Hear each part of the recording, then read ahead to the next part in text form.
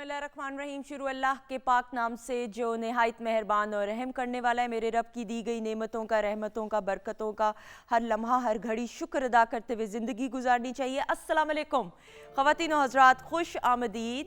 और दिल की गहराइयों से हम आपको वीकेंड एट होम में वेलकम करते हैं।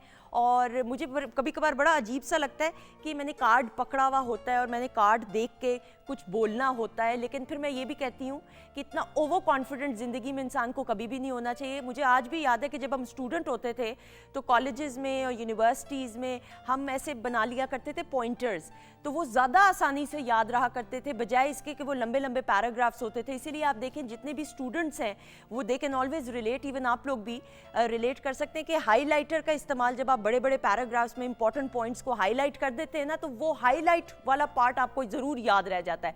तो ये जो कार्ड है ना, इस पर भी मैंने एक दो कोई पॉइंटर्स लिखे होते हैं कि कहीं कोई चीज़ बोलनी हो तो मैं कहीं भूल ना जाऊं, क्योंकि ज़िंदगी में confidence is very good but you should never be over confident. और मैंने ज़िंदगी में ये देखा है, मैं अपने तजुर्बात से, कहीं पे भी मुझे लगता है ना कि हो ये तो कोई चीज़ मसला ही नहीं, वहीं पे मैं लड़खड़ा जाती हूँ, वहीं पे कुछ ना कुछ गड़बड़ होती है। और फिर मैं अल्लाह ताला से माफ़ी मांगती हूँ कि अल्लाह मियाँ ये थोड़ा ओवर कॉन्फिडेंट में होगी, मुझे माफ़ कर दे। तो ज़िंदगी में ज़रूर खुद एतमादी इंसान में ज़रूर होनी चाहिए, लेकिन ओवर कॉन्फिडेंट आपको नहीं होना चाहिए। तो ये कार्ड्स मैंने इसलिए रखे होते हैं और मैं इसको जस्टिफाई भी कर रही हूँ।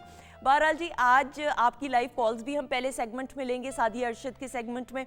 आपको टेलीफोन नंबर्स भी मैं बताती चलूँ जी, 042-992-00628 हमारा नंबर है और यू हैव एवरी राइट, आप हमें कॉल कर सकते हैं। मैं थोड़ा सा डिस्क्लेमर पहले दे दूं कि हम चाहेंगे कि हम ज़्यादा कॉलर्स को एडजस्ट करें, तो फ़ी बंदा फ़ी कॉलर हम एक सवाल लेंगे और वो एक सवाल में भी आप, चूँकि बहुत ज़ाहिरी बात है आपका दिल करता है सर आंखों पे जी आपकी फरमाइश और आपकी कॉल्स, लेकिन अक्सर जो कॉलर्स पूछते हैं फ्यूचर के बारे में बता दें, तो फ्यूचर इज़ फ्यूचर में बहुत सारी चीज़ें आ जाती हैं, तो कोई एक स्पेसिफिक चीज़ पूछ ले तो ज़्यादा बेहतर होगा ताकि हम ज़्यादा कॉलर्स को एडजस्ट कर सकें। फॉर एग्जाम्पल आपने अपनी शादी के बारे में पूछना है, एजुकेशन के बारे में पूछना है, या किसी और कारोबारी मामला या ज़ाती मामले के बारे में, तो स्पेसिफिक सवाल कीजिएगा। फ्यूचर में बहुत सारी चीज़ें आ जाती हैं तो फिर वो थोड़ा सा मुश्किल हो जाता है सादिया के लिए भी और हमारे लिए कि हम फिर ज़्यादा कॉलर्स को एंटरटेन नहीं कर सकते। तो इसलिए मैंने कहा ये मैं पहले ही प्रोग्राम में क्लियर कर दूं। और टीवी की वॉल्यूम प्लीज़ बिल्कुल ख़त्म कर दीजिएगा ताकि आपका और हमारा राब्ता बेहतर तरीके से हो सके। ख़वातीन हज़रात, आज 10 दिसंबर है और आज पूरी दुनिया में इंसानी हकूक़ का आलमी दिन मनाया जा रहा है, यानी ह्यूमन राइट्स का दिन मनाया जा रहा है। देखें कैसी अजीब सी, मैं इसलिए कहती हूँ बात है कि हम बैनर्स तो पकड़ लेते हैं कि इंसानों के हकूक़ हैं और हम अक्सर मार्च भी कर रहे होते हैं या हम अक्सर वॉक्स कर रहे होते हैं आज के दिन की मुनासबत से, या कोई भी ऑब्वियसली इस तरह के जो दिन होते हैं स्पेशल, उनके हवाले से आवाज़ बुलंद करने के लिए हम, अच्छी बात है सारे जो हैं अपनी आवाज़ ज़रूर बुलंद करें। लेकिन आप ये सोचें कि क्या हमें सही मानों में हकूक़ की डेफिनेशन मालूम भी है कि नहीं, क्योंकि जब हम इंसानी हकूक़ की बात करते हैं तो मेरे जहन में सबसे पहले हमारे कश्मीरी बहन भाई समझ आती है कि किस अंदाज से वो आज़ादी की जंग लड़ रहे हैं। और आज भी हम ये कहते हैं कि हम इतने बाशऊर हो गए हैं, पूरी दुनिया में कितनी अवेयरनेस आ गई है, ये हो गया है वो हो गया है, लेकिन आप देखें कि किस अंदाज से कश्मीरी बहन भाई जो है आज़ादी की जंग लड़ते हुए, कितने ऐसे बहन भाई हैं जो अपनी जान का नजराना पेश कर रहे हैं और करते जा रहे हैं। फिर मैं जब दूसरी तरफ देखती हूँ तो मुझे अपने फ़लस्तीनी बहन भाई नज़र आते हैं और आप देखें कि किस तरीके से फ़लस्तीन में अगेन वही हमारे बहन भाई जो हैं अपनी आज़ादी की जंग लड़ रहे हैं। तो फिर आप अल्लाह ताला का एक लम्हे के लिए आंखें बंद करके करोड़ बार शुक्र अदा करें, करोड़ खरबों बार शुक्र अदा करें कि अल्लाह ताला ने हमें एक आज़ाद मुल्क में एक मौका दिया है कि हम आज़ाद मुल्क में सांस ले सकें। और ये जो हकूक़ है ना इंसानी, ये बड़े ज़रूरी होते हैं। अगर आप कहीं पे रह रहे हैं, आपको आज़ादी नहीं है बोलने की, आपको आज़ादी नहीं है अपनी मर्ज़ी से अपने राइट्स को डिफेंड करने के लिए, तो मैं समझती हूँ ऐसी ज़िंदगी बेमानी हो जाती है। ये ऐसे ही है कि जैसे आप किसी परिंदे को पिंजरे में कैद कर लेते हैं, तो उस परिंदे के तो बहुत सारे हकूक़ हैं, लेकिन क्या उस पिंजरे में कैद रह के वो परिंदा अपने हकूक़ को सही तरीके से इस्तेमाल कर सकेगा कि नहीं, बनिस्बत उस परिंदे के जो आज़ाद फ़िज़ा में सांस ले रहा है और अपनी मर्ज़ी से उड़ रहा है, अपनी मर्ज़ी से ज़िंदगी को जी रहा है। तो खुदारा इंसानी हकूक़ की जब हम बात करते हैं तो एक बड़ा छोटा सा स्लोगन है, लेकिन इसको समझें तो समझ आएगी कि लिव एंड लेट लिव, खुद भी जिएँ और दूसरों को भी जीने दें। और दुआ दिल से निकलती है कि अल्लाह ताला हमारे कश्मीरी बहन भाई और जो फ़लस्तीन में बहन भाई हैं जल्द से जल्द उनको आज़ादी नसीब हो और हम उनके साथ हैं। और आज के दिन की मुनासबत से हमने कहा कि आपके साथ ये शेयर भी करना ज़रूरी होता है, क्योंकि ये वो चीज़ें हैं, ये वो बातें हैं, ये वो इन्फॉर्मेशन है जो अगर हम कहीं ना कहीं भूल जाते हैं तो इस तरीके से ब्रेनस्टॉर्मिंग भी हो जाती है और हम थोड़ी सी डिस्कशन भी कर लेते हैं। बहरहाल जी, हमारा पहला सेगमेंट है और हम सादी अरशद को भी वेलकम करेंगे और शेफ माजिबीन भी है। पहले मेरे ख्याल में माजिबीन को वेलकम करती हूँ उस साइड पे। अस्सलाम वालेकुम। वालेकुम अस्सलाम। कैसी हैं सुंदर? अल्लाह का शुक्र, दुआएं। कैसी हैं आप? मैं बिल्कुल ठीक हूँ अल्हम्दुलिल्लाह। You looking very fresh. क्या बनने वाला है ये बताएं। Thank you so much. और आज हम बनाएंगे चिकन यखनी पुलाव, चिकन शामी कबाब, और उसके साथ जो हम ड्रिंक बनाएंगे वो ऑरेंज लेमनेड। ठीक है, तो यखनी पुलाव क्या? तो पुलाव तो वैसे ही यखनी का नहीं बनता है। हाँ, अब इंस्टेंट तरीके आ गए हैं ना कि फटाफट उसी में प्याज सुर्ख किया और उसी में चिकन फ्राई किया और यखनी बना ली। अच्छा। मगर जो यखनी का टेस्ट आता है ना पुलाव में, आप अलहदा से जो बना के इस्तेमाल करते हैं वो असल पुलाव तो असल वही होता है। बिल्कुल सही। अच्छा जी, सादी अरशद को भी वेलकम करेंगे। अस्सलाम वालेकुम। वालेकुम अस्सलाम। कैसी हैं आप? बिल्कुल ठीक अल्हम्दुलिल्लाह। Thank you so much for being part of the show. आप तो वीकेंड एट होम की फैमिली मेंबर है। Thank you so much. और जो आप इतनी खूबसूरत अंदाज से जो आप इंट्रो देती हैं ना शो का, मैं तो उसके लिए आपका शुक्रिया अदा करूँगी। आप इतने प्यारे अंदाज से जो बात करती हैं ना, आपका अंदाज़ गुफ्तगू, आई थिंक शायद हम सभी आपका शुक्रिया अदा करना चाहते हैं, लेकिन मैंने सोचा कि चूंकि मैं यहाँ पे इस वक्त मौजूद होती हूँ और आपको सुन रही होती हूँ, तो I should say thank you. नहीं, आप बिल्कुल, ये पीटीवी की ट्रेनिंग है जी। हम तो पीटीवी के ट्रेंड करते हैं और अभी सीख रहे हैं। ओवर कॉन्फिडेंस जिंदगी में कभी भी नहीं होना। अच्छा जी, बड़ी प्यारी बात की थी। बिल्कुल ऐसा ही है। अच्छा जी, अब जरा पकड़े फोन, प्यारी पकड़े। आपको नंबर दोबारा से बताती चलूं, 0429900628 हमारा नंबर है और आप हमें कॉल कर सकते हैं। और फी कॉलर एक सवाल और स्पेसिफिक सवाल होगा। कॉलर हमारे साथ अगर मौजूद है तो मुझे बताइएगा ताकि मैं फिर कॉलर से बात कर सकूं जी।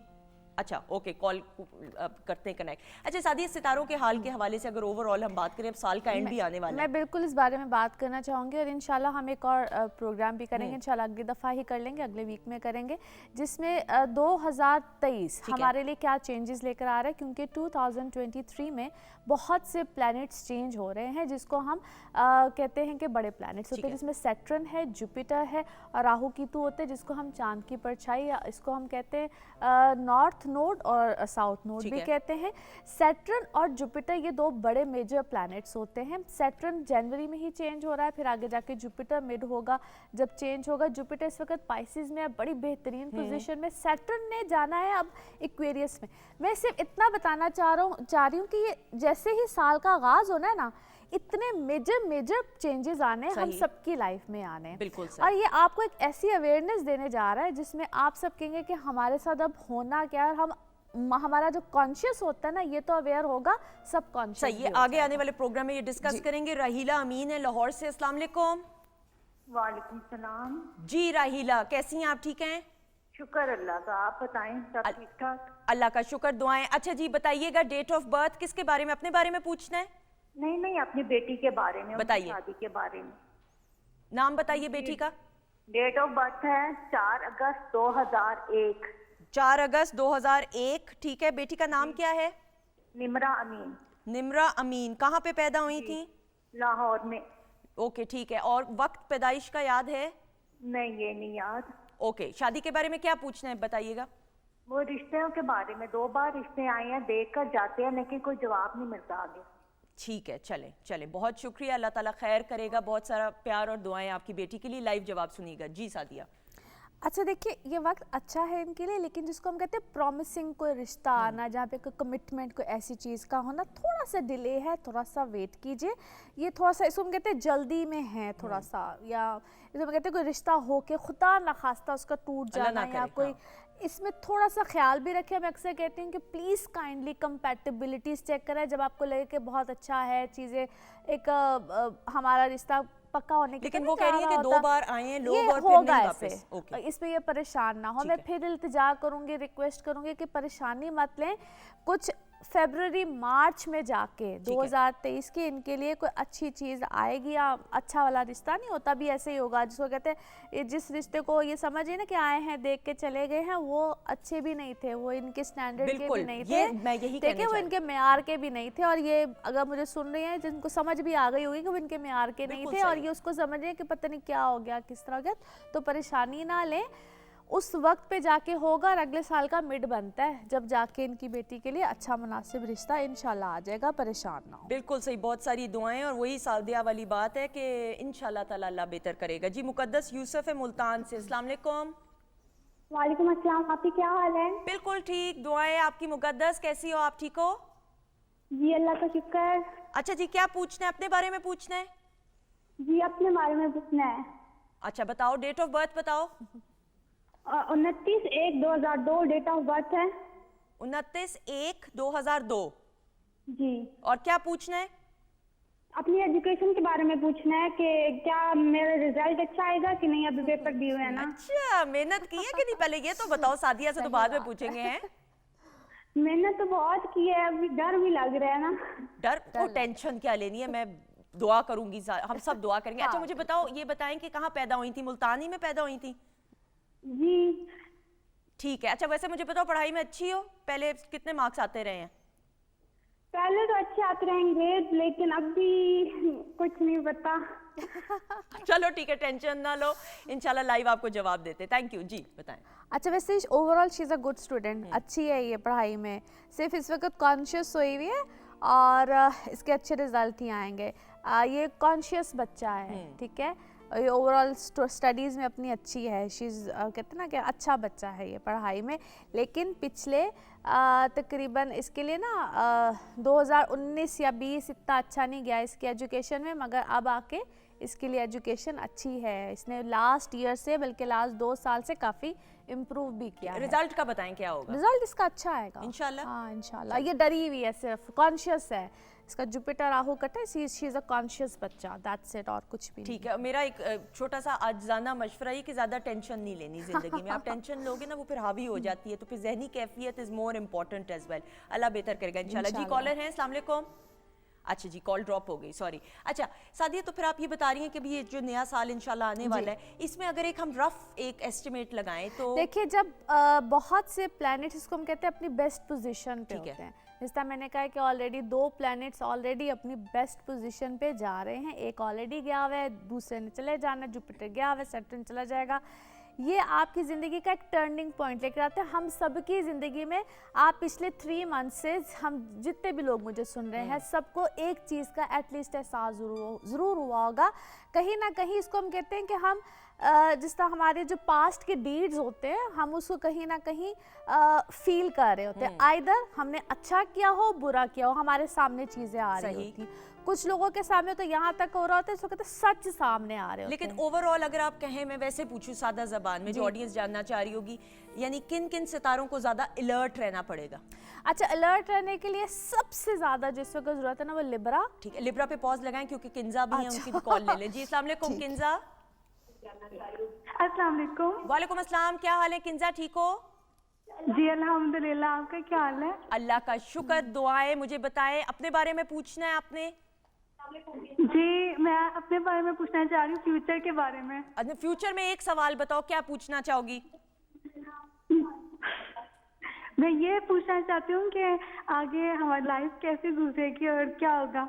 अच्छा इंटेलिजेंट है, वही फ्यूचर वाले ही दुआ। अच्छा पहले डेट ऑफ बर्थ बताओ। शादी का ही पूछना होगा। 9 डेट 9 एजुकेशन के बारे में भी। अच्छा पहले डेट 9 सवाल चेंज हो गया। जी 12/1999। टीवी की वॉल्यूम कम कर दो। 9th क्या है, सॉरी? 9/12/1999। 9 डेट 12/1999। अच्छा जी ठीक है, और शहर बता दें? हरीपुर। हरीपुर। ओके, जी। थैंक यू, बहुत शुक्रिया। प्लीज टीवी की वॉल्यूम कम कर दिया कीजिए क्योंकि मुझे इधर से भी आवाज आ रही होती है, वो जरा थोड़ी कंफ्यूजन होती है। जी अच्छा, एजुकेशन तो इसने ऑलरेडी अपनी कहीं ना कहीं छोड़ दी ठीक है, है। ठीक है, क्योंकि और तकरीबन 2-2.5 साल हो गए, यानी कि एजुकेशन डिस्टर्ब एजुकेशन इसको कहते हैं, डिस्टर्ब है कहीं ना कहीं, पजल्ड एजुकेशन कह लीजिए, छोड़ी है, स्टार्ट की है, छोड़ी है, 2-2.5 साल से इसका ये पैटर्न बच्ची का चल रहा है। मेरा वैसे सजेशन है, अगर ये अपनी एजुकेशन को स्टार्ट करना चाहें, दोबारा पढ़ना चाहें, तो इट इज़ गुड। ठीक है। या सब्जेक्ट्स चेंज किए हैं, कुछ ना कुछ इसने चेंज किया, पिछले 2-2.5 साल से इसका बच्चे का ये पैटर्न चल रहा है, हमारी सही। बच्ची का ये पैटर्न बल्कि चल कॉल रहा है। करके जरा बताइएगा हमारे पैनल पे, ताकि हम ये फिर इसकी- ये इसका पैटर्न चल रहा है। सो मेरा सजेशन ये है कि ये बल्कि स्टार्ट करे, इसके लिए अच्छा। अब ये बच्चा बच्ची बहुत ब्रिलियंट है, और ये अगर कोई टेक्निकल एजुकेशन, जिसको मैं अक्सर कहती हूँ टेक्निकल को, अगर वैसे नहीं पढ़ सकते तो कोई टेक्निकल बेटा आप एजुकेशन लो, आपके लिए वो बहुत अच्छी ठीक है, रहेगी। बिल्कुल सही। और अभी तो इसको कोई हेल्थ में भी कोई इसको प्रॉब्लम आ रही अल्लाह होगी, खैर, और वो आप देखो, आपका वो भी, और इसका भी इस वक्त जो मेन क्वेश्चन होना चाहिए था वो शादी का होना ठीक है। चाहिए था, because she is worried for her marriage, और ये इसकी शादी का कोई सिलसिला, कोई चीज़, कोई कहानी अभी बनेगी। बिल्कुल सही। ऑलराइट जी, सारे देखे आपके हमने जवाबात दे दिए, लेकिन फी बंदा एक सवाल होगा जी। शुमाइला है उकाड़ा से जी, अस्सलाम वालेकुम। वालेकुम सलाम, क्या हाल है? अल्लाह का शुक्र। शुमाइला, आप अपने बारे में पूछना चाहेंगी? मैं अपने बेटे के बारे में पूछना चाहती हूँ। मेरा बेटा ज़हीन है लेकिन शरारती बहुत ज़्यादा है। पढ़ाई के मामले में बहुत ही ज़्यादा लापरवाह है, कोई बात नहीं मानता, हर वक्त उसके बस कंप्लेंट्स ही मिलती रहती। ठीक है, ठीक है। अच्छा, मुझे डेट ऑफ बर्थ बताइएगा। 8 अगस्त 2014। 8 अगस्त 2014। बेटे का नाम क्या है? बिलाल। बिलाल आसिफ। बिलाल आसिफ। ओके, ठीक है। और पैदाइश कहाँ पे, किस शहर में? लाहौर। लाहौर में, ठीक है। और तूने कुछ डिटेल पूछनी? Thank you. ऑन एयर सवाल का जवाब सुनिएगा जी, बेटे के बारे में। बेटा आपका बिल्कुल शरारती है, इसमें कोई शक की बात नहीं, और वो ना हाइपर है। एक तो ये है कि उसकी आप डाइट को थोड़ा सा चेक कीजिए, डाइट में उसकी आपके शुगरी आइटम्स कुछ ऐसी चीज़ें, उसकी डाइट भी बहुत कुछ ऐसी होगी। दूसरा ये, इसको भी आप मैं कुछ चीज़ों का जवाब जो उनसे होता है ना, शायद हम लाइव शोज में इस तरह से नहीं दे सकते। मेरा एक सजेशन होगा इनको, अगर हो सके तो मुझसे पर्सनली बात कर ले। दूसरा ये है कि बाय द टाइम ठीक हो जाएगा, ज़्यादा परेशानी की बात नहीं है। इस तरह मैंने भी कहा कि हो सके तो पर्सनली भी बात अगर कर ली जाए तो मैं कुछ इसको हर्ज में नहीं देखती। दूसरा ये है कि अगर चेक करवाएं उसको किसी डॉक्टर को, किसी साइकोलॉजिस्ट को, इसको बच्चे को थोड़ी सी थेरेपीज़ वगैरह कराएं। बच्चा एक्स्ट्राऑर्डिनरी ब्रिलियंट भी है, लेकिन शायद कभी कभी बच्चे के साथ हम देखना पड़ता है कि क्या, अगर मैं सादा ज़बान में बोलूं तो माशाल्लाह is full of energy, positive, लेकिन उसको चैनलाइज करने की और डायरेक्ट करने की जरूरत है। हाँ, और साथ शायद समटाइम्स मैंने आपको कहा ना कि हमें चेक करना पड़ता है कि आखिर किस डायरेक्शन में जा रही है। ठीक है, बिल्कुल सही, बिल्कुल सही जी। मरियम जेहलम से, अस्सलाम वालेकुम। वालेकुम सलाम। चंदा लाती हूँ, मैं आपसे शादी से ये सवाल करना चाह रही हूँ कि मेरी शादी शुदा लाइफ में बहुत ज़्यादा प्रॉब्लम है, क्या वो चल सकेगी या नहीं? ठीक है, शादी के मुझे कुछ समझ आई कि शादी का रिश्ता आया है? नहीं, मतलब मेरी शादी हुई है, आगे वो चल सकेगी या नहीं? ओके, मतलब बहुत ज़्यादा उसमें मसले प्रॉब्लम है, घर वाले। ठीक है, ठीक है, शादी में प्रॉब्लम्स। ठीक है, मुझे डेट ऑफ बर्थ बताइए जल्दी से। 1999 फरवरी 15 फरवरी। 15 फरवरी। सन कौन सा है? 1999। और पैदाइश जेहलम ही की है आपकी? जी। ठीक है जी। आप ये कह रही हैं कि आपकी शादी हो गई है और शादी में थोड़े से इश्यूज चल रहे हैं, उसके बारे में पूछना चाह रही हैं, राइट?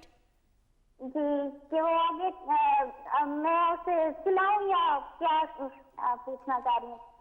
ठीक है, ओके, सही है, थैंक यू। थोड़ी सी ना आपकी आवाज़ स्टूडियो में मफल कर रही है, तो मुझे पैनल पे जो समझ आई है वो शादी के बारे में पूछा उन्होंने जी, शादी के बारे में कि शादी मतलब मसले चल रहे हैं शादी के अंदर, तो किस तरह। अच्छा, जब शादी के रिलेटेड इश्यूज होना सुंदर, देखिए मैं फिर से इसको रिपीट कर दूं, until unless husband and wife birth chart ना देखा जाए, I can not say anything to be honest. क्योंकि एक का बर्थ चार्ट देख के, क्योंकि मैं अक्सर जब शादी के बारे में कहती हूँ कि हस्बैंड एंड वाइफ दोनों के बर्थ चार्ट्स देख के बताया जाता है, तो खाली एक शख्स का बर्थ चार्ट देख के तो इतना मैं क्लैरिटी के साथ नहीं बता सकती। लेकिन येस, ये मैं ज़रूर देखती हूँ कि इनके तो ऑलरेडी, मैं फ्रैंकली बताऊँ, ये मुझे अपने बारे में पूछ रही थी, मुझे वैसे डाउट है। अपने बारे में ही पूछा है? अच्छा, आई डाउट, ठीक है। अच्छा, ऐसे लगता है जिस तरह इनके तो पेरेंट्स में भी कोई शायद इनके एक फैमिली पैटर्न है कोई। अच्छा, ठीक है, ठीक है। और अगर अपने बारे में भी पूछ रही थी तो क्योंकि ये शायद ऑलरेडी किसी सिंगल पेरेंट की बच्ची है। अच्छा, ठीक है, ये सिंगल पेरेंट की बच्ची होंगी। और दूसरा जो मैं इनका देखती हूँ कि ये मुझे ऐसा लगता है कि ऑलरेडी वेरी डिस्टर्ब बच्चा, ये जो भी जिसने भी फ़ोन किया है, और मैं इनको ये मशवरा दूंगी कि ये थोड़ा अरसा के लिए, क्योंकि या तो ये इस वक्त सेपरेशन में है, जो भी है मेंटली शायद बहुत ज़्यादा डिसीजंस को इस वक्त लेने के लिए शी नीड सम हेल्प। और ये डिटेल में जब इस तरह की बात हो ना, तो ऑनेस्टली इस तरह की लाइव कॉल में नहीं, बिल्कुल मैं एक नहीं। बहुत बड़ा डिसीजन नहीं दे नहीं, सकती। अपने हस्बैंड एंड वाइफ दोनों के हवाले से पूछे, क्योंकि देखिए ये एक बहुत रिस्पॉन्सिबिलिटी की बात होती है कि मैं आपको कह दूं कि आप कोई भी इस तरह का डिसीजन लें, तो ये इस मोमेंट पे इस तरह की बात के बारे में बताना ऐसे नहीं सही। और आपकी इजाजत से आप ईमेल हमें कर लें, वो हाँ जी। पर्सनल में पहुंचा दूंगी सादिया जी। तक, और इंशाल्लाह अल्लाह ताला बेहतर करेगा। आमीन सुम आमीन। Thank you so much Sadia, आपका बहुत My बहुत pleasure शुक्रिया। जी। खवातीन नौज़ात, हम एक ब्रेक लेंगे, फिर ब्रेक के बाद वापस आएंगे तो एक और मौजूद मेहमान हमें ज्वाइन करेंगे। Stay tuned.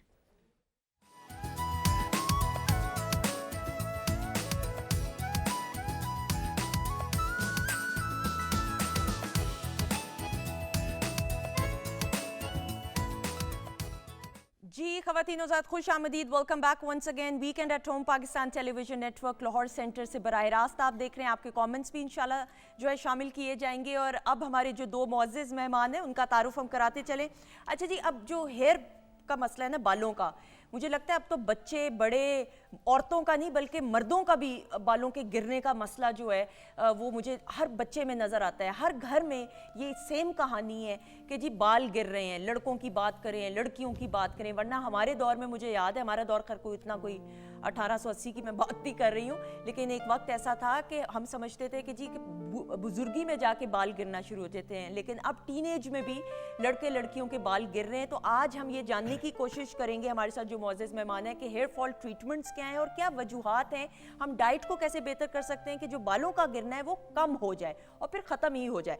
हमारे साथ मौजूद हैं जी इस हवाले से गुफ्तगू करने के लिए डॉक्टर मोहम्मद नासिर रशीद साहब, किंग एडवर्ड मेडिकल कॉलेज के स्टूडेंट हैं और हेयर ट्रांसप्लांट सर्जन हैं, और उसके अलावा बहुत बड़े बड़े सेलिब्रिटीज़ के जो बालों के मसले हैं उनका हल निकाल चुके हैं, एंड माशाल्लाह से he is doing a successful job. So doctor साहब को वेलकम करते हैं। अस्सलाम वालेकुम। वालेकुम सलाम जी। हाउ आर यू डॉक्टर साहब? फाइन जी, अल्हम्दुलिल्लाह। Thank you so much for being part of the thank you show. For inviting. मुझे तो लगता है आपके पास लोग आते होंगे तो कहते होंगे आप जैसे बाल चाहिए। ऐसा ही है ना? बिल्कुल, डेफिनेटली। इसी तादाद में। बिल्कुल सही।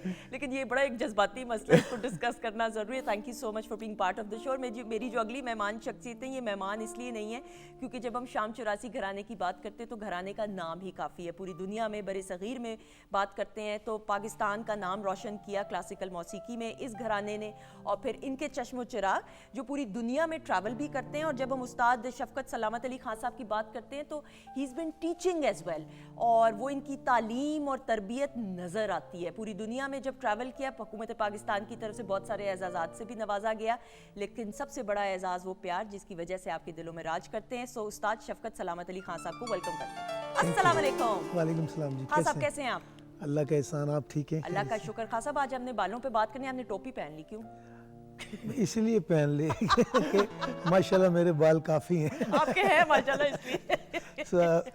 Thank you very much for inviting me. Thank you so much, thank you so much. अच्छा जी सर, नाउ डॉक्टर साहब, हेयर फॉल, बालों का गिरना सर, इसके बाद कोई सवाल बनता नहीं, हाँ। वजूहात क्या हैं? नंबर 1 प्रॉब्लम इस वक्त ये बनती जा रही है, स्पेशली पाकिस्तान में, और फीमेल्स में स्पेशली बहुत बड़ा इशू क्रिएट हो गया है, क्योंकि मेल्स के अंदर तो कम से कम एक चीज़ ऐसी है कि वो जेनेटिक हेयर लॉस जो आपकी अगर फैमिली में है, मोरसी है, तो उसका तो इलाज एक लिमिटेड है, ठीक है। अदरवाइज तो यू नीड फिर हेयर ट्रांसप्लांट वगैरह करना पड़ता है एक लेट स्टेज पे। लेकिन फीमेल्स का इस तरह का हेयर लॉस है कि अगर वो टाइमली डायग्नोज हो जाए और उसकी आप ट्रीटमेंट कर लें तो वो रिकवरेबल भी है। ओके। लेकिन due to lack of awareness बहुत सारी फीमेल्स जो हमारे पास प्रेजेंट होती हैं वो इतना ज़्यादा कई साल, क्या डेकेड्स, डॉक्टर को ही कंसल्ट नहीं किया। एक हमारे ट्रेंड है कि बालों का मसला शायद डॉक्टर के पास जाना ही नहीं है।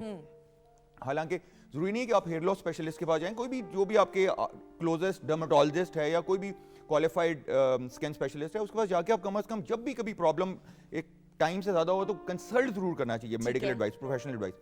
सबसे कॉमन कॉज जो फीमेल हेयर लॉस के हैं वो न्यूट्रिशनल डेफिशिएंसीज हैं। सही। सीरम फेरिटिन नंबर 1 पे है। Serum ferritin basically iron stores होते हैं बॉडी के, वो हमारी पॉपुलेशन में ड्यू टू इम्प्रॉपर डाइट और लाइफस्टाइल हेल्दी नहीं है और मॉनिटरिंग नहीं है, फेरिटिन की पॉपुलेशन में अवेयरनेस नहीं है, तो फेरिटिन कम होने से नंबर 1 कॉज हेयर लॉस का है। अगर वो एक सर्टेन टाइम से ज़्यादा फेरिटिन आपका कम रहे और एक सर्टेन लेवल से कम चला जाए, और स्पेशली ये यंग एज में भी बहुत ज़्यादा हो रहा है, और ड्यू टू आपकी जो खुराक है, खुराक खाना पीना है है, और जो lifestyle। आपका सारा ये फास्ट फूड है, lack of fruits and vegetables का जो एक इनटेक है डेली होना चाहिए वो नहीं है। सोडाज हम पी रहे होते हैं, बिल्कुल तो सही। वो बेसिकली वाइट फ्लोर, पिज़्ज़ाज, नान और ये सारी चीज़ें, वाइट ब्रेड और फिर डेफिनेटली सोडाज, तो ये सारा आपका जो इवन माइक्रो न्यूट्रिएंट्स हैं उनको बिल्कुल कंज्यूम कर देते हैं। बिल्कुल सही। तो माइक्रो न्यूट्रिएंट्स का सबसे बड़ा प्रॉब्लम है फेरेटिन के बाद,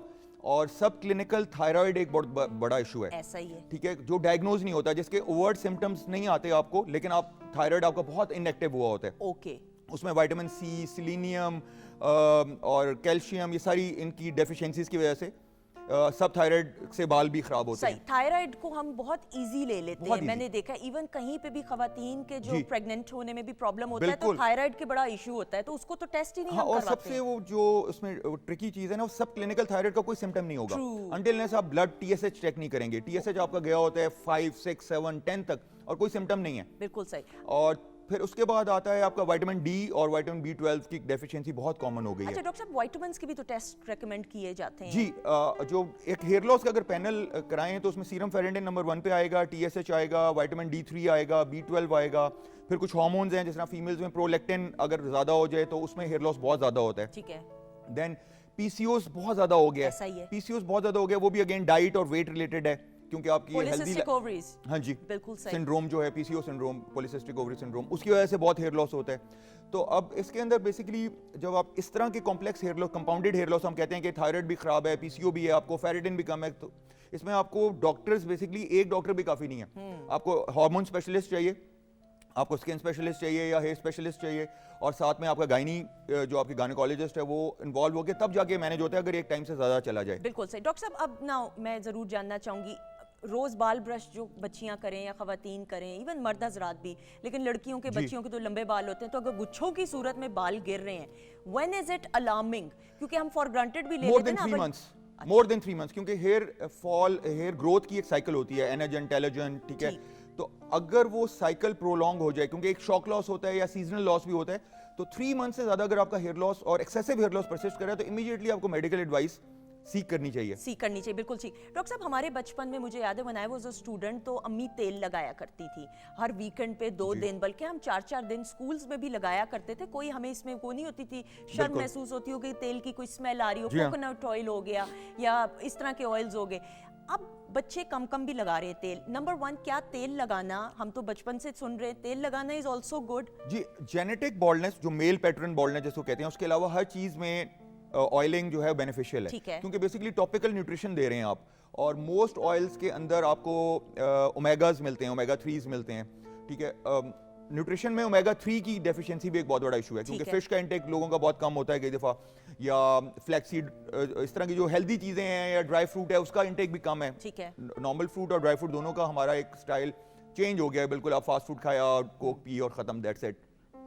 तो उसकी वजह से जो माइक्रो न्यूट्रिएंट्स हैं, जिनकी क्वांटिटी ऑल दो बॉडी को बहुत कम क्वांटिटी में चाहिए होती है, लेकिन वो भी नहीं है। सही।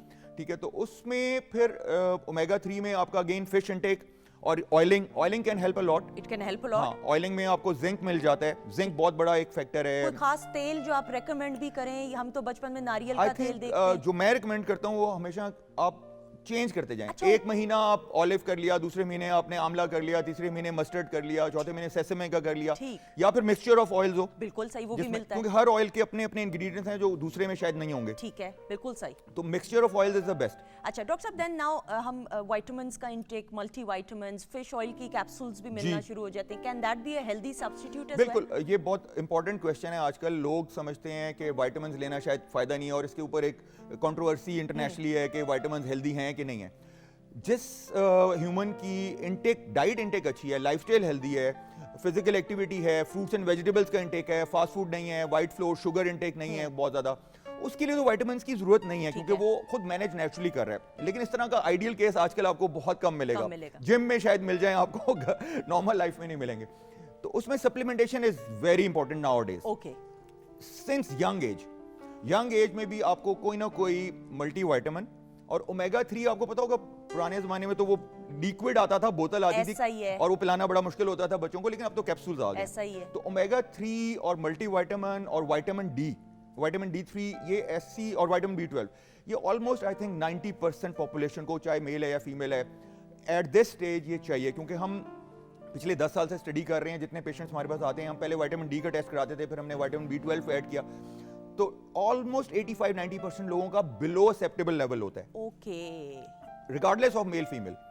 तो उसमें फिर हमने अब ये अपने भी जो ट्रीटमेंट्स हैं उसमें B12, विटामिन B12, मेथोकोबॉल की टेबलेट होती है एक छोटी, और विटामिन D का कैप्सूल होता है, वो आप रेगुलर लेना पड़ता है वो आपको, ठीक है, क्योंकि आपकी डाइट से वो पूरी नहीं हो सकती। पूरी नहीं हो सकती, बिल्कुल सही डॉक्टर साहब। लेकिन फिर यानी ये एक ही डब्बे में सारे विटामिन्स मिल जाएंगे या फिर अलग अलग? आप नहीं। समझे मैं दिन में 6-6 गोलियां 8-8 खा रही हूँ तो जरा कुछ अजीब सा लगेगा। हाँ, ये लोग डर भी जाते हैं डर कि जाते ये इतनी हैं ज्यादा, कि बड़ी- हाँ। लेकिन वो बेसिकली मेडिसिन तो है नहीं, Okay. They are like concentrated food ingredients.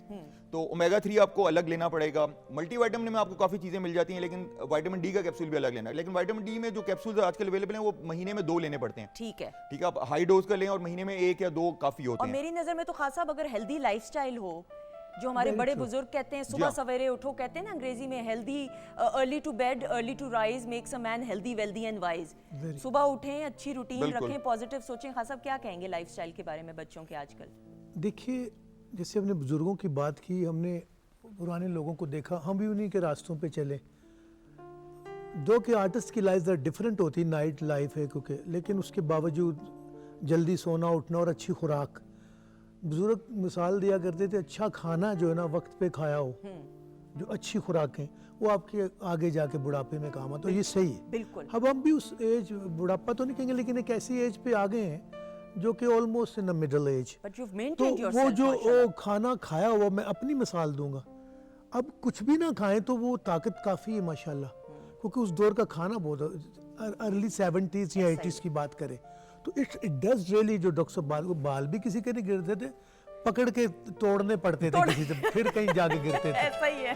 इतने इतने गहरे बाल मैंने लोगों के देखे कि यानी कि पूरी दुनिया में इंसान पूरी तरह से वेला है, पंजाबी जी कहते हैं, लेकिन बाल होते सब तो ज्यादा में, सबसे ज्यादा क्योंकि खुराक बहुत अच्छी थी। खुराक अच्छी थी। तो डॉक्टर साहब ठीक कह रही हैं, मैं अमेरिका में रहा हूँ, मैं जिम भी जाता हूँ, खुराक का बहुत ख्याल रखना चाहिए और घर की बनी घर की बनी हुई। अच्छा जी डॉक्टर साहब, before we wind up as well, tips सर्दियों में किस तरीके से खुराक का ख्याल रखें, डूज एंड डोंट्स, ताकि देखिए, जरा। बहुत सिंपल है, 2 चीजें सबसे डैमेजिंग हैं, एक वाइट फ्लोर और वाइट शुगर। ओके, और ये बेसिकली आप समझें कि वैक्यूम है, they are like a vacuum, कि आपकी बॉडी में अगर कोई थोड़ी बहुत न्यूट्रिएंट्स ऐसे हैं भी हेल्दी, वो इसकी वजह से कंज्यूम हो जाते हैं। ठीक है। ठीक है, तो बहुत ज़्यादा बॉडी के ऊपर एक किस्म का स्ट्रेस आता है।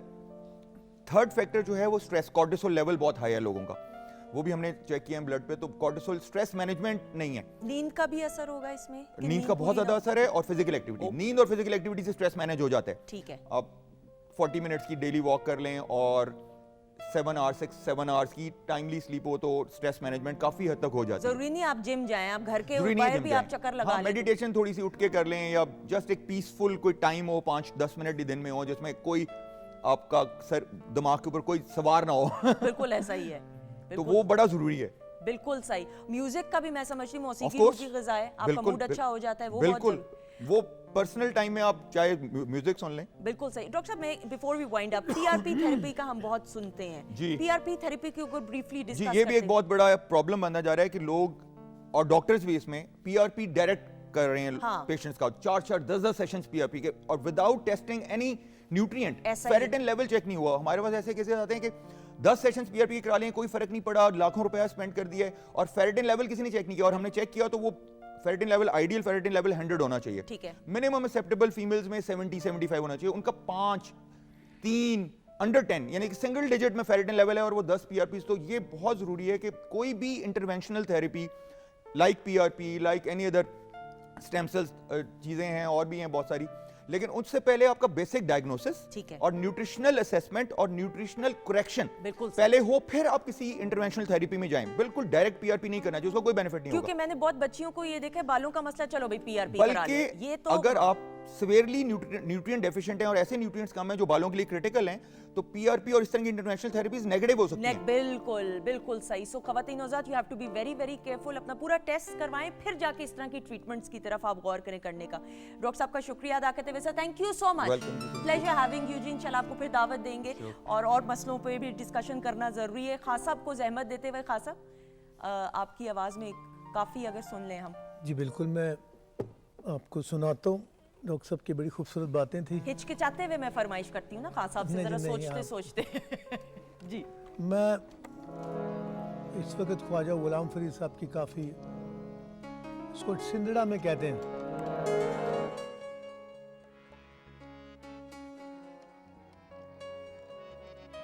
हेलो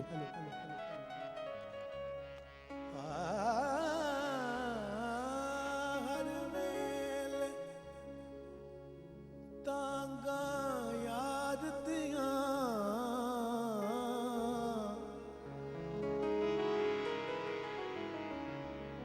ते मैं बैठी कागू डारा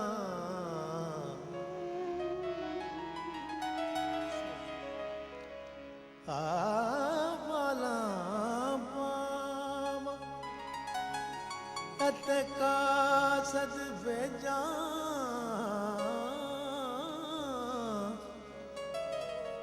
मैं तथी गई हाल बीमारा सोने यार बाजू हुण जीवन कूड़े मैंने अंदर दर्द हजारा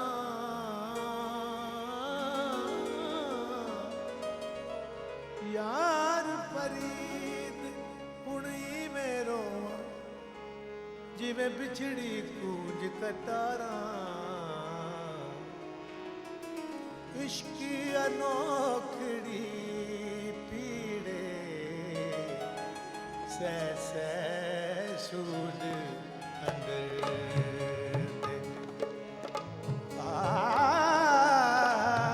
इश्की अनोखड़ी पीड़े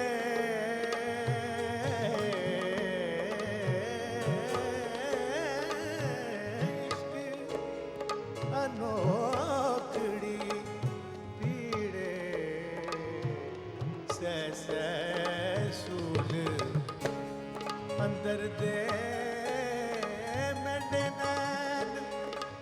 मेंढे नैन वहावम नीरे अल्लड़े जख्म जिगर दे इश्क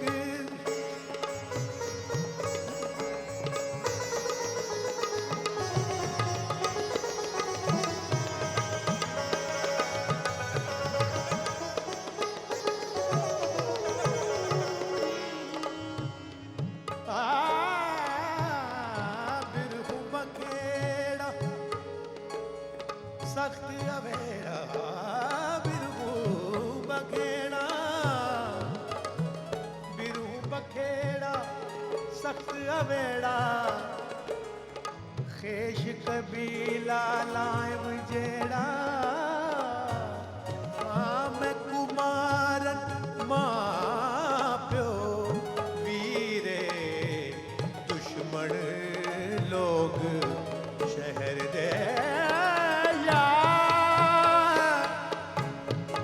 यार फरीद न पायम फेरा यार फरीद न पायम फेरा दर्दा लाया मेरे दिल विच डेरा दर्दा ओ दर्दा दर्दा दर्दा दर्दा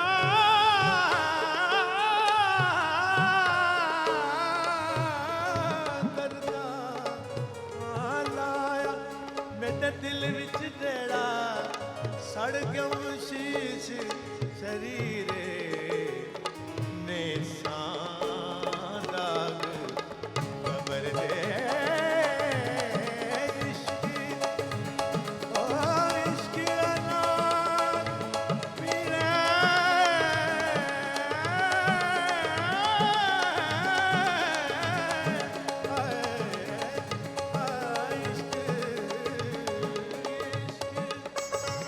अनोखड़ी पीड़े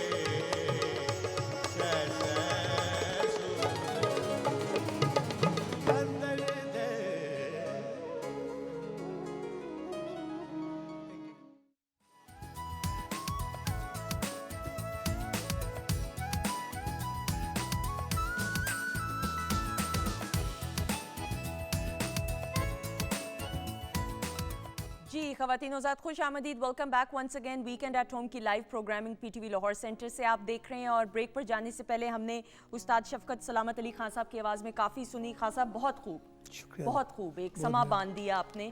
और आगे अब रिक्वेस्ट आने वाली हैं। खास साहब की जो अच्छी बात ये है ना, अच्छी सारे सिंगर्स की बहुत अच्छी बात, लेकिन इनके साथ ये कि इनको जो कहेंगे ये उसी वक्त पेश कर देते हैं, ये हेजिटेंट नहीं होते हैं। ये इनका ताल्लुक है पीटीवी के साथ। तो बहुत शुक्रिया हमेशा हमारी बात का मान रखने के लिए। अच्छा जी ख़वातीन हज़रात, अब फैशन जो है ना एक ऐसी चीज़ है, चीज़ ही कहूँगी इसलिए क्योंकि मर्द औरत दोनों ने अब तो एक ऐसी दौड़ है और एक ऐसा मैं समझती हूँ बड़ा एक इंटेग्रल अपनी प्रेजेंटेशन को जो है बहुत प्रॉपर रखें। और फिर अब हमने ये देखा कि वक्त के साथ साथ सोशल मीडिया की दौड़ में जो बच्चियां हैं वो बड़ी अवेयरनेस उनमें आ गई कि क्या कपड़े पहनने, किस तरीके से अपने आप को कैरी करना है। लेकिन फिर हमने ये भी देखा बहुत सारे फैशन डिज़ाइनर्स आए हैं जो अब गाइड करती हैं, बताती हैं अच्छे तरीके से कि इवन ड्रेस को कैरी कैसे करना है और वॉक कैसे करनी है। ये बड़ी चीज़ें डिफरेंट होती हैं। तो आज एक मेरी बड़ी फेवरेट डिज़ाइनर है, अब मैं मेहरीन मिर्ज़ा का तारुफ देखने के लिए बिल्कुल कार्ड नहीं देखूंगी कि मेहरीन मिर्ज़ा को 2.5 साल हो गए का।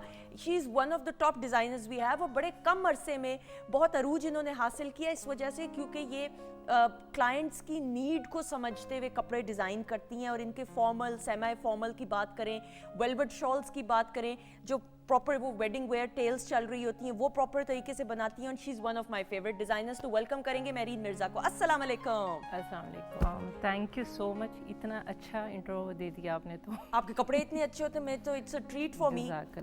मैं तो जब भी पहनती हूँ, आज भी मैंने इनका ही पहना हुआ है, निसा बाय मेहरीन का, तो मैं तो इतनी खुश होती हूँ क्योंकि she knows how to deal. Mehreen, कितना मुश्किल है, कितना आसान है बीइंग अ फैशन डिज़ाइनर? हर क्लाइंट की बड़ी रिक्वायरमेंट्स होती हैं, तो what is the key to success? सबसे पहले तो ये कि हाँ, क्योंकि अगर आप औरत से विमेन से रिलेटेड कोई काम है तो ऑब्वियसली ये हर औरत जो है ना वो चाहती है बेस्ट से बेस्ट हो जाए, चाहे जितना भी करो you want to look nice. तो समटाइम्स होता है, लेकिन आई विल मैनेज, क्योंकि मैं उनको जब एक कंफर्टेबल जोन देती हूँ ताकि वो जब आएँ तो सबसे पहले उनको पता हो कि वो एक उस हाथ पे हैं जो कि उसको जो वो चाह रहे हैं वो बच जाएगा। सही। फिर ऑब्वियसली उनके बजट, उनकी नीड्स, उनके अकॉर्डिंगली आई डिज़ाइन क्लोथ, ताकि उनको ये ना हो कि बाद में कि जी हम तो किसी इसके पास चले गए थे कि जो कि बात ही नहीं सुन रही थी। सही, यानी ये आपका सबसे पहले ये आपका ये नहीं है कि जी बस एक फिक्स्ड प्राइस है उससे नहीं। सबसे पहले तो ऑब्वियसली क्लाइंट से पूछना ज़रूरी है ना कि आपका बजट क्या है। ठीक है। क्योंकि मैं उनको चीज़ें ऐसे तो कह के नहीं बेच सकती कि जी मैंने बना दी, खरीदना है खरीदो, नहीं तो नहीं। ये तो नहीं, ये तो फिर आप वो कंफर्टेबल हो गए ही ना। बिल्कुल सही बनाएंगे। मेहरीन, फैमिली में किसने सपोर्ट किया बीइंग अ फैशन डिज़ाइनर? एक दौर ऐसा भी था कि फैशन डिज़ाइनिंग को नहीं समझा जाता था, मायूब समझा जाता था कि I am using the term कि जी दर्जी का काम करना है तुमने। ये था एक ट्रेंड एक दौर के अंदर, लेकिन खैर वक्त के साथ साथ ये तमाम ट्रेंड्स पीछे हट गए। अब तो हमारे फैशन डिज़ाइनर्स पूरी दुनिया में पाकिस्तान का नाम माशाल्लाह रोशन करें। तो लेकिन फैमिली में आपको किसने सपोर्ट किया? अच्छा, मैं सबसे पहले जिस तरह वो एक सेइंग है ना, behind every successful man there is a woman, मुझे लगता है behind every successful woman there is a man. True. तो मुझे ये लगता है कि अगर मुझे सपोर्ट ना होती मेरे हस्बैंड की और मेरी फैमिली की तो फिर तो ये चीज़ पॉसिबल ही नहीं थी। बहुत ज़्यादा सपोर्ट करते हैं और हर कदम पे करते हैं। इवन आज जब मैं आ रही थी तो मैंने उन्हें कहा कि थोड़ी सी डर रही हूँ, तो उन्हें कहा नहीं तुम तो बहुत अच्छा करके आओगी। जो एक मुझे लगता था मेरे फादर यूज्ड टू से मी, है ना, वो हस्बैंड की शक्ल में अल्हम्दुलिल्लाह मेरे पास ऐसा ही है। और फिर मेरी फैमिली, मेरे बच्चे, मेरे बहन भाई, मेरे फ्रेंड्स, वो भी बहुत सपोर्ट करते। तो मैं भी तो हूँ, मेरा कोई नाम नहीं, आप तो बहुत अच्छा करती हैं। अच्छा, मेरा कोई नाम नहीं, लेकिन खान साहब ये बड़ी अच्छी बात कही। हम कहते हैं हर कामयाब मर्द के पीछे एक औरत का हाथ होता है, जहाँ पे उसकी मर्द की वालदा की दुआएं, माँ बाप की तरबियत, दुआएं, फिर बेगम की सपोर्ट। लेकिन एक कामयाब औरत के पीछे भी उसके शरीके सफ़र का, उसके हस्बैंड का एक बड़ा अहम किरदार होता है। आप इस हवाले से क्या कहेंगे जिस तरह इन्होंने ये बात की? डिपेंड, अगर घरेलू औरत है तो उसका तो लाइफस्टाइल डिफरेंट होगा, लेकिन जब जिस तरह की जो हदें बनाई हुई हैं लोगों ने, जब वो बाहर जाएगी तो टोटली डिफरेंट थिंग। तो इफ़ घर की सपोर्ट नहीं होगी, हस्बैंड की या बहन भाइयों की या फैमिली की, तो वो फिर औरत वो काम नहीं कर पाएगी। So it's very important. बिल्कुल, that role is very important. फिर तभी फिर औरत सक्सेसफुल हो सकती है, क्योंकि मुआशरे में जो मुकामात बने हुए, जो हालात हैं आपके सामने हैं कि औरतों के काम करने को लोग सही नहीं समझते। लेकिन I lived in west for many years, America में मैं ग्रो अप किया। वहाँ मैंने देखा डिपार्टमेंट में औरतें ही ज़्यादा हैं। एयरपोर्ट पे चले जाएं विमेन, ट्रैवल एजेंसी में, होटल्स में, तो मोस्टली मैंने 80% विमेंस को ही ऑलवेज आई सॉ बिल्कुल। Handling everything. लेकिन अब तो इतनी अवेयरनेस माशाल्लाह आ गई है, हम जितनी बच्चियों को भी बुलाते हैं, हर शोबे में खवातीन और बच्चियां, बेटियां, बहनें, हम सलूट पेश करते हैं जितनी भी बच्चियां माशाल्लाह। Who trying to create a difference ऐसी सी फील्ड्स में आई हैं जबकि आप तसव्वुर भी नहीं कर सकते। तो एक क्लैप हो जाए उन तमाम बच्चियों के लिए और खवातीन के लिए और उन हस्बैंड्स के लिए भी खास तौर पे जो सपोर्ट करते हैं अपनी बेगमात सुंदस, को। यहाँ मैं ऐड करूँगी कि मैं अब ये तो बहुत मुश्किल काम है क्योंकि हमें यहाँ पे स्केचिंग से लेके डिज़ाइनिंग से लेके हर एक तरह के बंदों से गुजरना पड़ता है। एंड में कोई चीज़ नहीं सही बनती ना तो sometimes I use to cry, ठीक है। क्योंकि मैं बड़ी परफेक्शनिस्ट हूँ बाय नेचर। तो मेरे हस्बैंड जो थे ना वो मुझे सपोर्ट करते थे, क्या हो गया, ये होगा। तो वो मुझे ये फील आती थी कि यार ये आदमी अल्हम्दुलिल्लाह की ब्लेसिंग है जो मेरे पास खड़ा हुआ है और मुझे कहता है कि ये होगा, डू इट। और वो ये मेरा पैशन था बचपन का जिसको उन्होंने मुझे इजाज़त दी कि कर लो, बिल्कुल, and you can do it. बिल्कुल ऐसा ही। और ये माशाल्लाह ये बड़ी ज़रूरी होती है सपोर्ट एक औरत के लिए खास तौर पे। अच्छा जी, ज़रा काम की तरफ आते हैं। मुझे बताइएगा मेहरीन, क्या आजकल ट्रेंड्स क्या चल रहे हैं, थोड़ा सा पहले ये बताइएगा। अब अच्छा, शादियों का सीजन भी आ चुका हुआ है। हाँ, शादियों में जिस तरह आजकल तो विंटर्स हैं, हाँ। तो शॉल मुझे लगता है कि अच्छा कहा जाता है औरतों को सर्दी नहीं लगती, हाँ। शिफॉन में आ जाती है, फैशन में भी सर्दी लगती वैसे। अच्छा, लेकिन वो सर्दी लग जाती है उसको नज़र का नाम दे दिया जाता है। ठीक है। बाद में जब आप सुबह बीमार होते तो कहते हैं नज़र लग गई। तो मुझे एक मैं एडवाइस ज़रूर करूँगी कि भाई एक शॉल ज़रूर कैरी किया करें अपने साथ।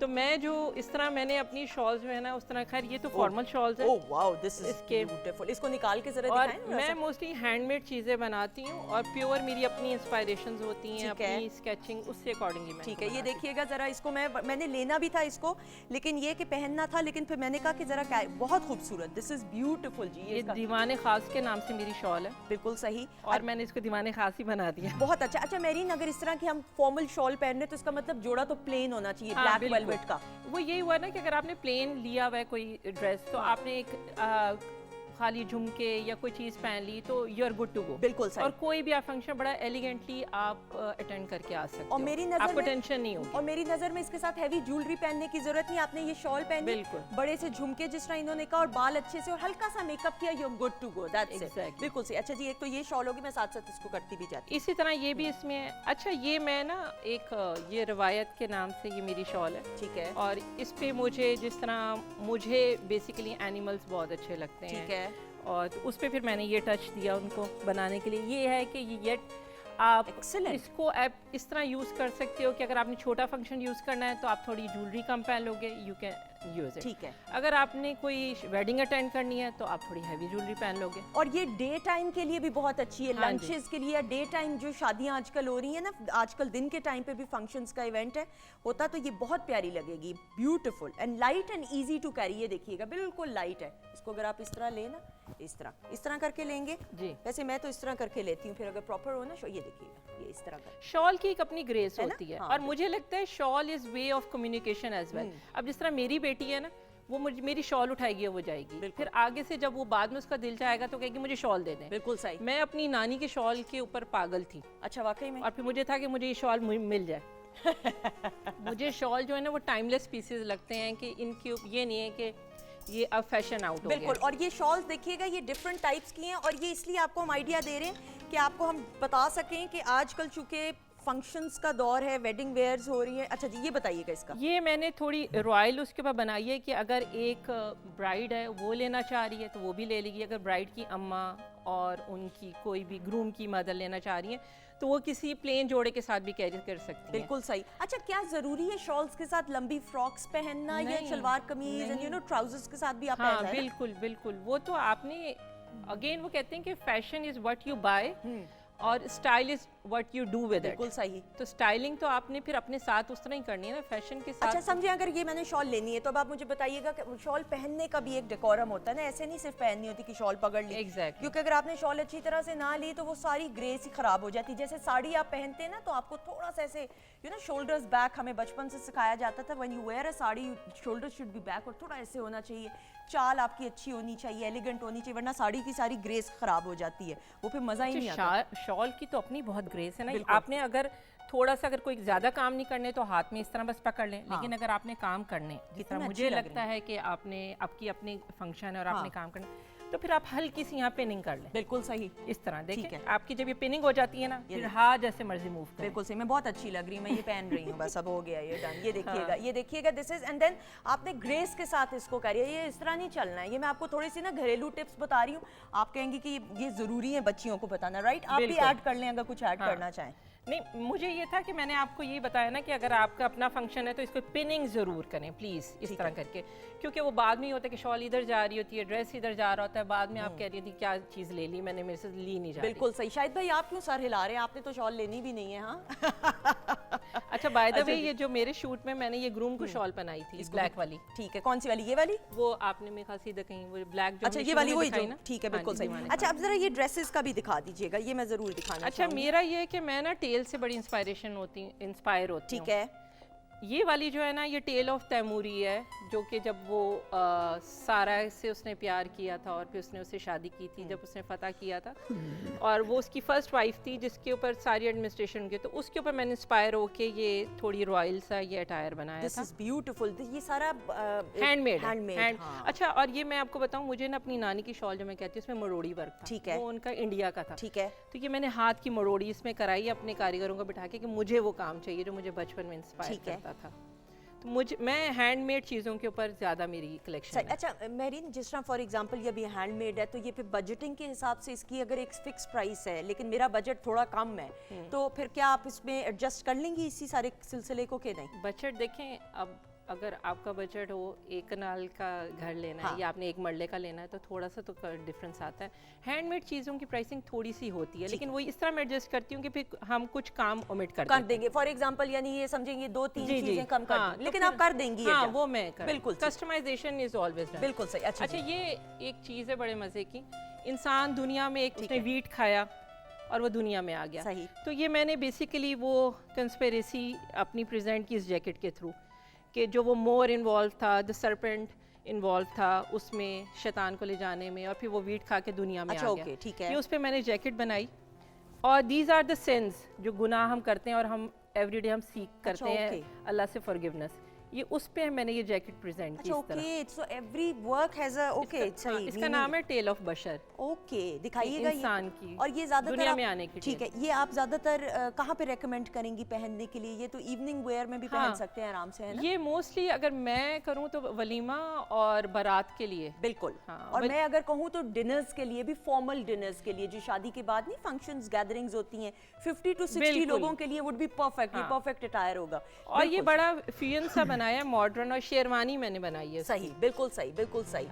अच्छा जी, ये एक फिर अगेन वो आजकल जिस तरह बच्चियां कहती हैं थोड़ा सा फ्यूजन दें, ठीक है, कि हमें मॉडर्न टच भी चाहिए और हमें थोड़ा ट्रेडिशनल भी चाहिए। ये टेल ऑफ, ये थोड़ी फिक्शन स्टोरी है जो मेरी खुद की प्लाटोनिक लव है।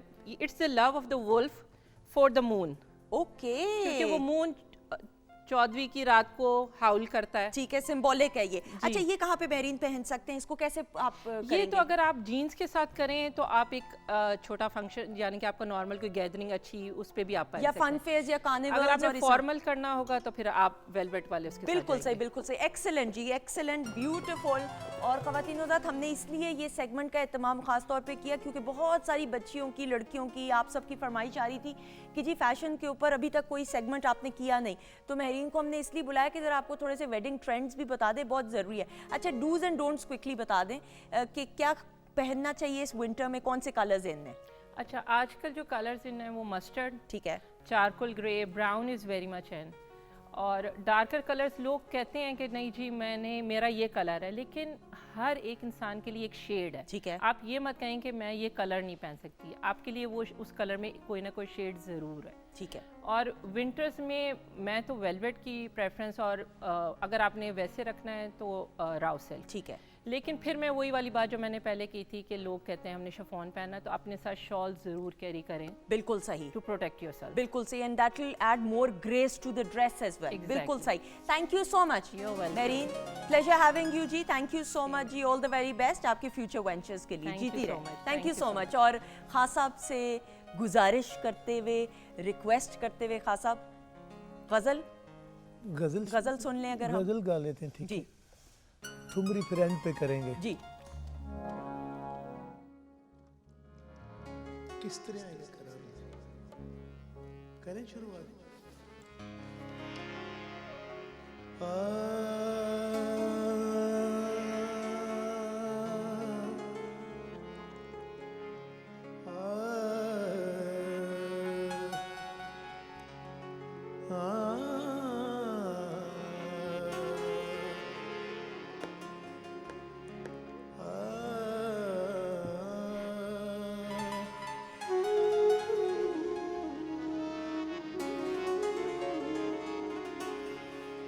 किस तरह आएगा करार मुझे,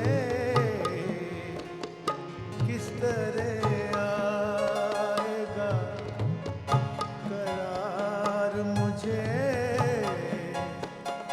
उसने देखा है, उसने देखा है बार बार मुझे।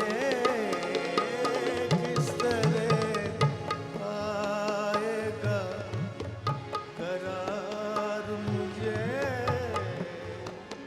उसने देखा बार बार मुझे। किस तरह आएगा।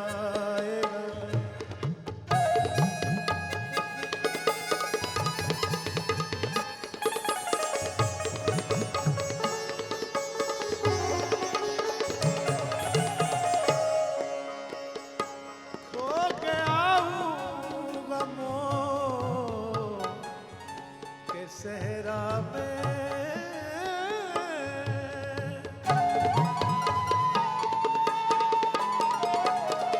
खो गया हूँ गमों के सहरा में।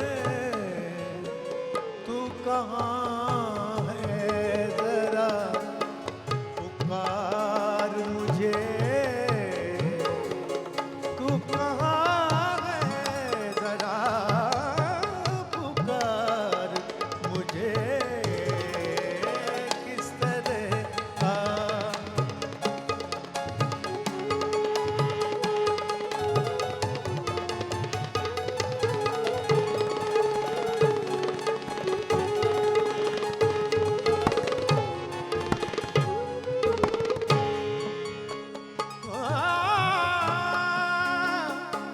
अश्क आँखों से यूं उमड़ आए।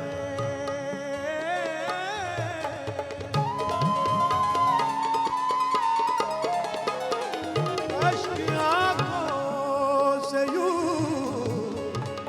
उमड़ आए। जाने क्या कह गई बहार मुझे। किस तरह आएगा करार मुझे। उसने देखा, उसने देखा, उसने देखा है बार बार मुझे। किस तरह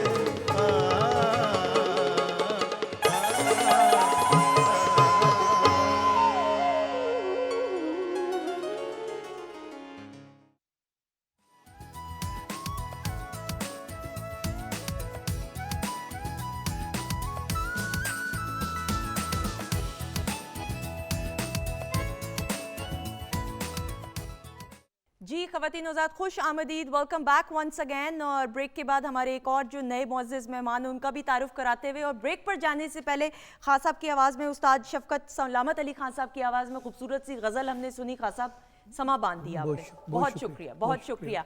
ख़वातीन हज़रात, मेरी जो नई मेहमान शख्स मैं अल्फाज का चुनाव सही तरीके से करते हुए, जब हम सलमान रशीद साहब की बात करते हैं तो the name says it all.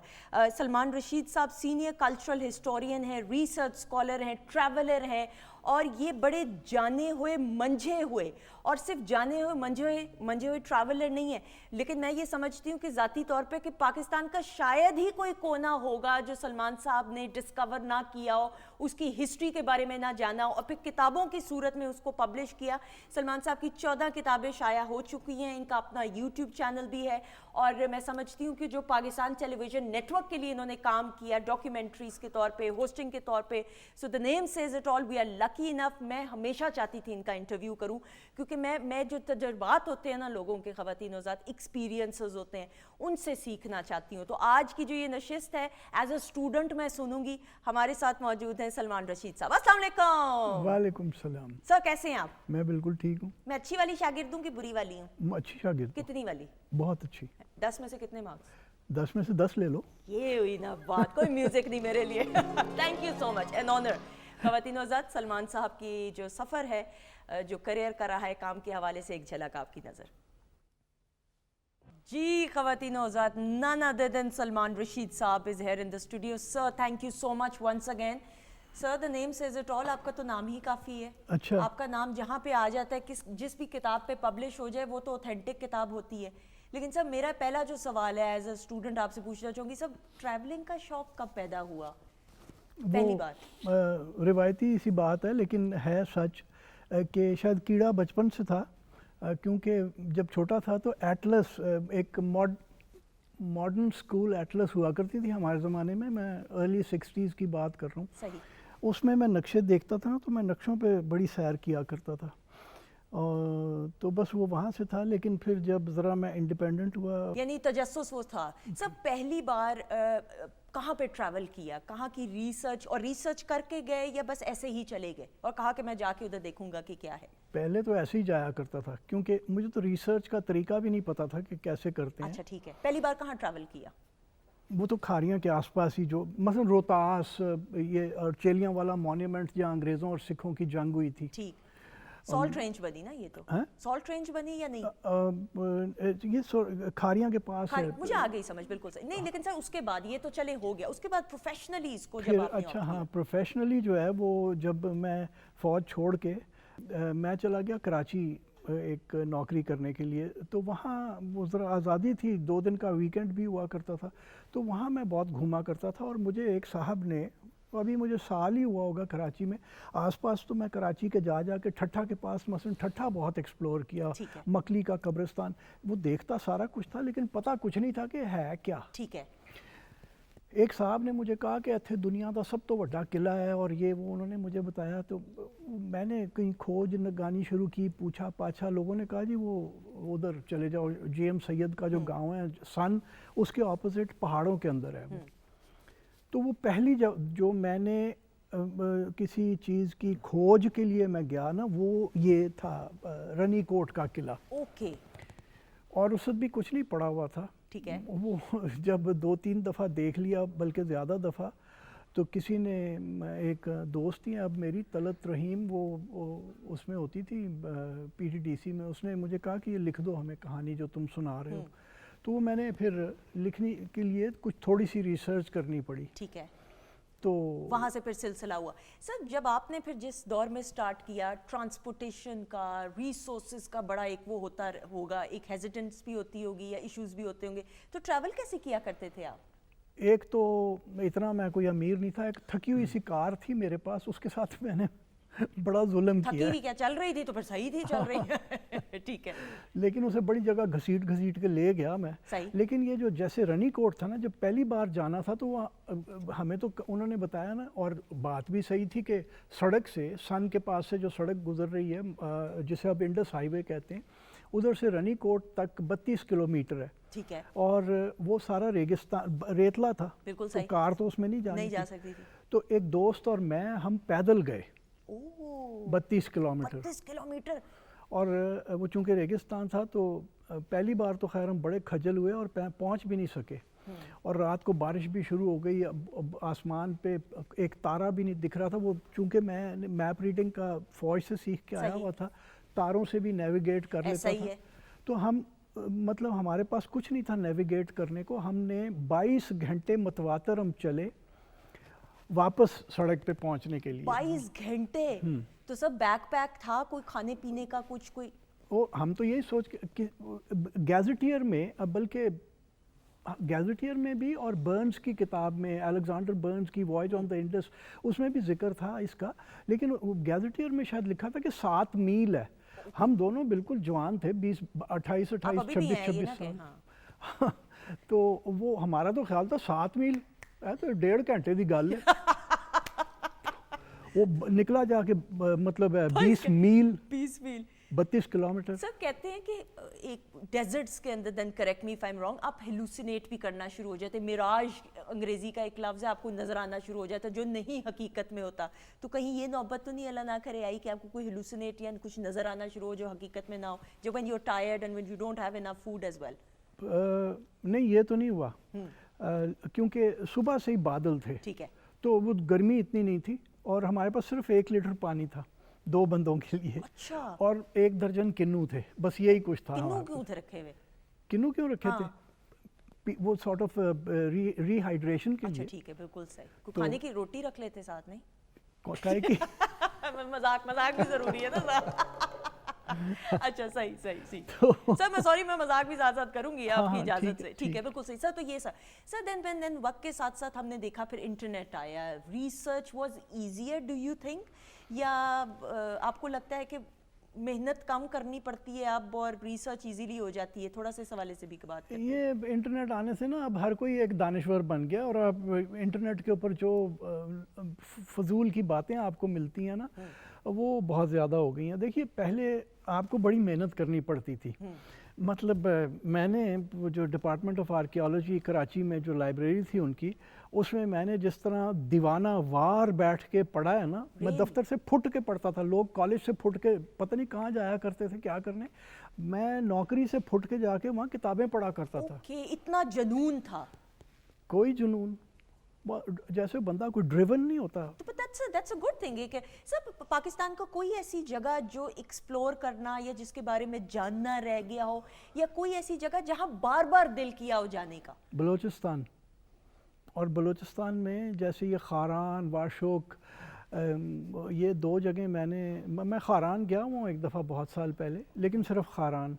वाशोक और ये जो इलाका है ये बड़ा मिस्टीरियस है, इसको बहुत जाके डूंगे तरीके से देखने की ज़रूरत है। बिल्कुल सही सर। आपका एक नया जो वीलॉग आया आपके यूट्यूब चैनल पे, मुझे बताया जा रहा है बलूचिस्तान के हवाले से, सिकंदर आजम का कोई खजाना दबा है सर? जरा बताए तो सही रखता, मैं भी लिखूं साथ साथ जरा जल्दी से। हैं लोग खजाने बहुत ढूंढते हैं ना। हाँ। तो मेरे पास 2-3 खजानों की तो ऑथेंटिक खबर है। किधर है, कहाँ है, मुझे बताएं। आइए चलें, प्रोग्राम बाद में कर लेंगे। अवारान के पास से जहाँ नाल ये दरियाए हिंगोल गुजरता है ना, ठीक है। जब अलेक्जेंडर गुजर रहा था और वो मकरान कोस्टल हाईवे से नहीं गया था, वो अवारान, हुशाब, तुरबत से गया था। ठीक है। तो यहाँ पे उन्होंने कैंप किया हुआ था, गर्मी थी, नदी का पाट था, तो वो रेत के ऊपर इसने कैंप अपना लगवा लिया। रात को कहीं पहाड़ों में जाके बारिश पड़ी कस के और नदी में आ गया तूफ़ान। तो वो बस ये मसीह अपनी जाने जूने बचा के बाहर निकले। अलेक्जेंडर का कुछ ख़जाना जो है ना वो उसमें निकल गया। तो अवारान से थोड़ा डाउनस्ट्रीम आपको नदी में खजाना ढूंढने की जरूरत है। अच्छा, नदी में होगा। खजाने में क्या क्या कुछ पाया जा सकता है? सोना, बड़ा कुछ। अच्छा। और फिर एक अलेक्जेंडर ने जब उसने रिवर इंडस को हैदराबाद, उस वक्त पाटला कहते थे, वहाँ पे दरिया 2 शाखों में बट जाता था, तो वो उसने दोनों शाखें जाके एक्सप्लोर की किश्ती पे बैठ के। और पहली शाख पे ईस्टर्न ब्रांच के ऊपर उसने जब वहाँ पहुँचा तो उसने एक सुनहरे गोल्डन गॉबलेट के अंदर पोसाइडन को लाइबेशन ऑफर की। और वो लाइबेशन गिरा के फिर उसने वो जो गॉबलेट था सोने का वो भी वहाँ डाल दिया, तो वो भी कहीं रेत में पड़ा हुआ। But I am sure somebody must have tried, people और departments must have tried के explore करने के लिए। People have never even read about it. They've not read about it. That's unfortunate. That's but you are telling no it. one reads. ये तो हाँ बिल्कुल। और खास साहब मेरे ख्याल में रीडिंग की बात करें और फिर सिंगिंग का भी, तो पढ़ाई करना, रिसर्च करना, ये तो आपके दिमाग को ज़्यादा खोलता है, मेरे ख्याल में वसी करता है आपकी सोच को। डेफिनेटली म्यूज़िक बाकायदा एक सब्जेक्ट है, मौसीकी, इल्म मौसीकी कहा गया। तो ये किताबों के ज़रिए रागों को जो बुज़ुर्गों ने पहले सोची फिर उसको लिखा गया बाद में, तो ये पढ़ना और बहुत ज़रूरी है। तालीम के बिना तो इंसान आधा है, वैसे इंसान है, लेकिन जब तालीम आ जाती तो फिर सच्ची मुची का इंसान बन जाता है। बिल्कुल सही। ताकि उसमें जो तहजीब है, जो बातें हैं, जो सर बातें कर रहे हैं, एक दूसरे को सुनना चाहिए। बिल्कुल। और मैं सर की किताबें भी ब्रेक के बाद ज़रूर इंशाल्लाह दिखाऊंगी, तजुर्बात, और फिर पीटीवी के लिए इतना काम किया सलमान साहब ने, वो तो फॉन्ड मेमोरीज और बहुत सारे वाक़यात अभी ब्रेक पे भी बता रहे थे, तो तमाम जानेंगे सलमान साहब की ज़बानी। लेकिन खान साहब, ख़वातीन हज़रात, हम अपने सेगमेंट गोशा इकबाल की तरफ बढ़ते हुए कलाम इकबाल सुनेंगे खान साहब की आवाज़ में। जी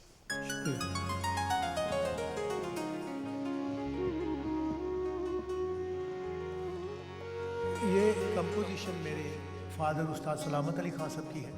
उन्होंने इसको 5 मात्रे में बनाया था, लेकिन आज इसको मैं दादरा ताल में गाऊंगा।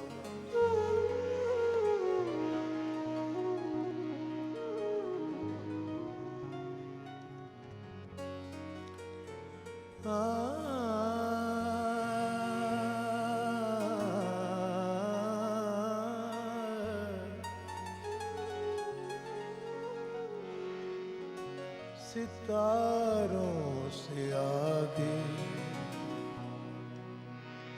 जहां और भी है, सितारों से आगे जहां और भी है, अभी इश्क के इम्तिहान और भी है, सितारों से आगे जहां और भी है, अभी इश्क के इम्तिहान और भी है, सितारों से आगे जहां और भी है।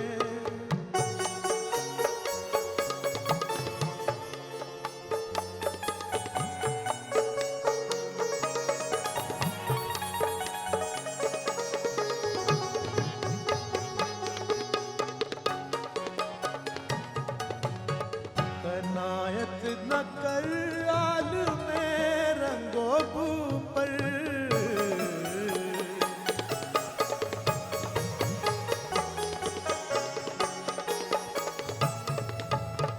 कनायत न कर आल में रंगो पर, चमन और भी आशियाँ और भी है, चमन और भी आशियाँ और भी है, अभी इश्क के इम्तिहान और भी है, सितारों से आगे जहां और भी है।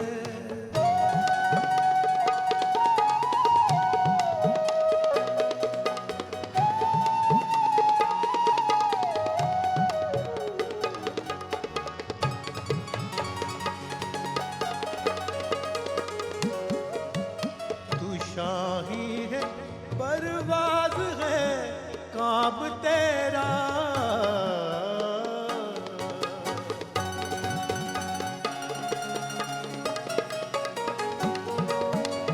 तू शाही है, परवाज़ है, काम तेरा,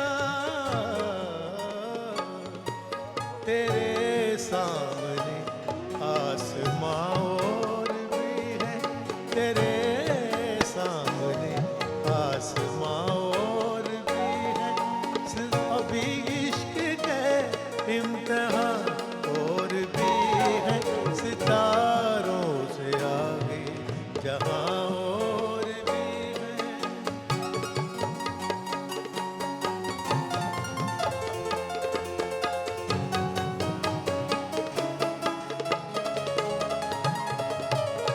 गए दिन के तन्हा था मैं अंजुमन में,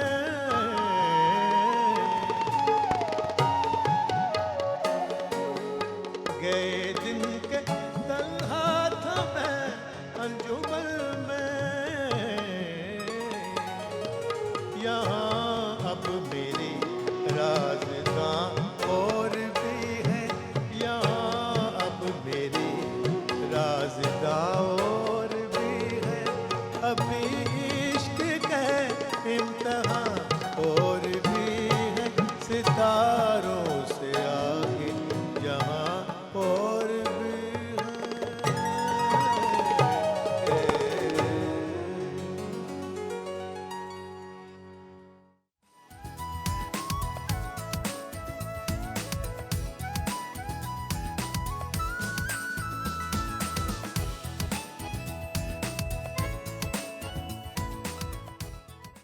जी ख़वातीन औज़ात खुश आमदीद, वेलकम बैक वंस अगेन। और वीकेंड एट होम में किचन का सेगमेंट, अमेजिंग जो प्रेजेंटेशन, अमेजिंग परफॉर्मेंस भी कह सकते हैं भाई, शेफ़ की भी परफॉर्मेंस होती है एक्सीलेंट। जी माजमीन, तरीका बताइएगा रेसिपी। सबसे पहले जो चिकन शामी है, चिकन आपने बॉईल करना है, उसमें लहसुन अदरक का पेस्ट और जो स्पाइस आपको जितना पसंद हो वो स्पाइस ऐड करेंगे और कोशिश करें कि ज़ीरा रोस्ट करके इसमें शामिल करें।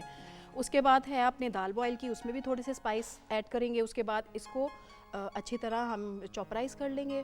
उसके बाद इसके कबाब बनाएंगे, अंडे में डिप करेंगे और इनको शैलो फ्राई करेंगे। बहुत मज़े के भाई, देखने में भी लग रहे हैं। मैंने चखा नहीं है, मैं प्रोग्राम के बाद इंशाल्लाह टेस्ट करूंगी, but I am sure they must be tasty. अच्छा जी, पुलाव है, आपने यखनी बनानी है, आपने चिकन और उसके अंदर एक वो डालेंगे हम, सौंफ का लाजमी इस्तेमाल होता है पुलाव में। उसके बाद ज़ीरा शामिल करेंगे, साबुत गरम मसाला ऐड करेंगे और उसमें हम प्याज लहसुन अदरक डाल के तो इसकी यखनी बना लेंगे। ठीक है। उसके बाद प्याज को फ्राई करेंगे, चिकन को अच्छी तरह फ्राई करके, और उसके बाद जो यखनी है, हमने जितने हमारे चावल होंगे उससे डबल हम यखनी ऐड करेंगे।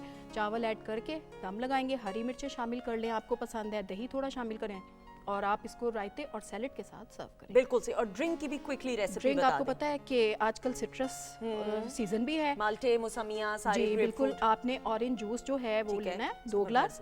उसके बाद लेमन जूस इसमें ऐड करना है और काला नमक ऐड करेंगे और इसको अच्छी तरह ब्लेंड करेंगे। और अगर आपको पसंद हो तो इसमें आप एक वाइट सोडा ड्रिंक थोड़ी सी शामिल कर। बिल्कुल सही। लेकिन मैं रेकमेंड करूंगी कि पानी आपने डालना हो तो पानी से भी हो सकता है मामला सेटल, कुछ ना कुछ हो सकता है। ये मैंने पिया नहीं है इसलिए नहीं भरा, इन्होंने कम डाला था, मैं पहले ही बता दूं।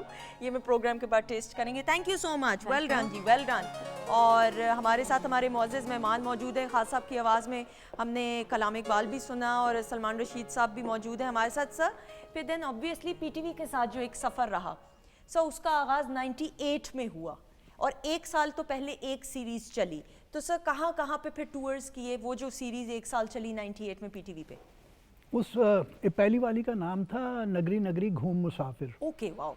तो मैं मतलब मुख्तलिफ जगह जो मैंने पहले देखी हुई थी और लिखा हुआ था जिनके बारे में, और जो मेरी अब किताबों में भी प्रिजर्व्ड हैं, जैसे सिंध में एक खीरथर में एक पहाड़ है, कुत्ते जी कब्र, यानी कुत्ते की कब्र। ओके। उसकी बड़ी खूबसूरत एक दास्तान है। तो वहाँ मैं ले गया पीटीवी की टीम को, बड़ा मुश्किल सफ़र था। ठीक है। कितने कितने दिन की रिकॉर्डिंग सर, कितना टाइम लगता होगा एक एक प्रोग्राम को रिकॉर्ड करने में? इसको तो पूरा मेरे ख्याल आने जाने में कोई 8-9 दिन तो हमारे, क्योंकि पहले पहुंचे हम ट्रेन पे गए थे सक्खर। ठीक है। वहाँ से हमें किसी ने लिया और हमें लाड़काना पहुंचाया। लाड़काना से फिर हम जीपों पे एक जगह गए, फिर हमने पैदल सफ़र किया। मैं ये बताना चाह रही हूँ इतनी मेहनत दरकार होती है, मैं इसलिए कहा कि आपसे पूछूं। ओके जी, फिर नेक्स्ट एक वो ज़रा अनयूजुअल था। फिर ये जो मंगला पे जो पुराना वो हेडवर्क्स है जी, जो कि 1900 मेरे ख्याल 10-11 में बना था, वो एक उसके ऊपर किया था। ठीक है।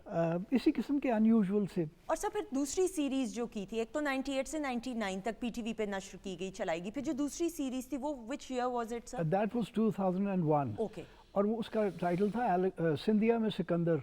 जो अलेक्जेंडर की इंडियन कैंपेन थी, ओके, वो एक्चुअली इंडिया यही था ना, जो सिंधु घाटी की धरती थी। और अलेक्जेंडर ज़्यादा ये अमृतसर से थोड़ा सा आगे गया था, रिवोल्ट हो गई, बगावत हो गई फ़ौज में, वो वापस आ गया। वो पाकिस्तान के अंदर ही था।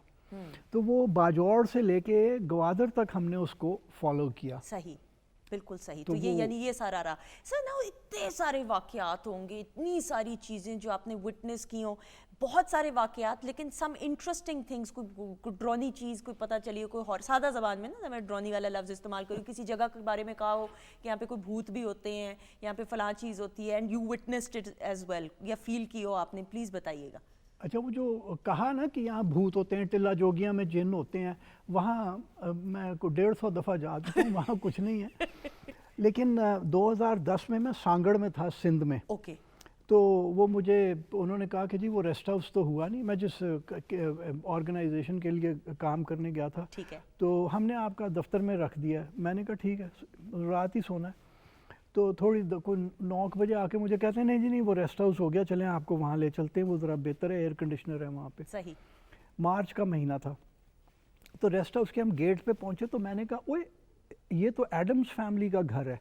वो आपने देखा? बिल्कुल ऐसा ही है, बिल्कुल बिल्कुल एडम्स फैमिली का। हाँ, वो बड़ा सा रॉट आयरन का गेट और पीछे एक घर, ग्लूमी सा झाड़, ग्लूम, बिल्कुल झाड़ झंकार और बुरा हाल। तो वो जो साथ में दोस्त था हमीद मल्ला, उसने कोई कमेंट नहीं किया, अंदर मुझे जाके छोड़ दिया और चौकीदार को कहा कि भाई वो जो लोड शेडिंग होगी तो पहले 2 घंटे तूने जनरेटर चलाना है। सही। अच्छा वो तो चले गए। अब मैं बैठा हुआ था, पहले मैं कुछ पढ़ रहा था तो मुझे ऐसा लगा पीछे कोई खड़ा मेरी किताब पढ़ रहा है, तो बड़ी एक वाज़े फीलिंग थी। फिर मैंने खैर कोई परवाह ना की, मैंने दांत वांत अपने फ्लॉस किए, टूथब्रश पे टूथपेस्ट लगाई और मैं गुस्ल खाने की तरफ गया तो शर्मीली रूह थी क्योंकि वो गुस्ल खाने मेरे पीछे नहीं आया। सही, बिल्कुल सही। उसके बाद मैं वापस आया तो वो फिर वेट करती रही बाहर आपका। वो खैर मैं कोई 10 बजे तक पढ़ता रहा, फिर मैं सो गया। ठीक है। और वो 1:30 बजे तक जब भी आंख खुली ना तो वो लगता था कि कोई प्रेजेंस है कमरे के अंदर, प्रेजेंस फील होती थी। खैर उसके बाद वो ख़त्म हो गया तो मैंने अपने आप को हंस के कहा कि मच्छरों ने उसका भी नाश मार दिया। वो मच्छरों से डर के, मच्छर बड़े थे, बिल्कुल सही, इस तरह करके। But you have felt these things. सुबह मैंने हमीद को, वो उनके दफ्तर में एक बंदी थी समीना, वो कहने लगी कैसे रहे। मैंने कहा वो बस रात को साथ में कोई था। कहती है आपके साथ भी यही हुआ है? तो मैंने कहा और किसके साथ हुआ है? वो कहने लगी वो तो 2 लड़कियां आई थी इस्लामाबाद से कंसल्टेंट्स, वो तो रात को ही भाग गई। अच्छा ओके, यानी दे आल्सो फेल्ट इट, यानी ये सारी चीजें। दैट्स, लेकिन सर बड़ा दिल जिगरे का काम होता है। एंड देन सर फिर ये जो एडवेंचर का सारा ये सिलसिला है, इट्स आल्सो वेरी कॉस्टली।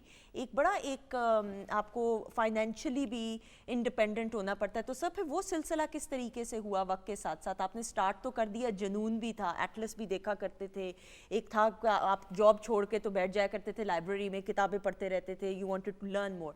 लेकिन फिर सर फाइनेंशियली किस तरीके से सारा सिलसिला हुआ? वो ज़रा मुश्किल ही था क्योंकि अखबार से करता था और अखबार में लिखता था तो कुछ 4 पैसे आ जाया करते थे। सही।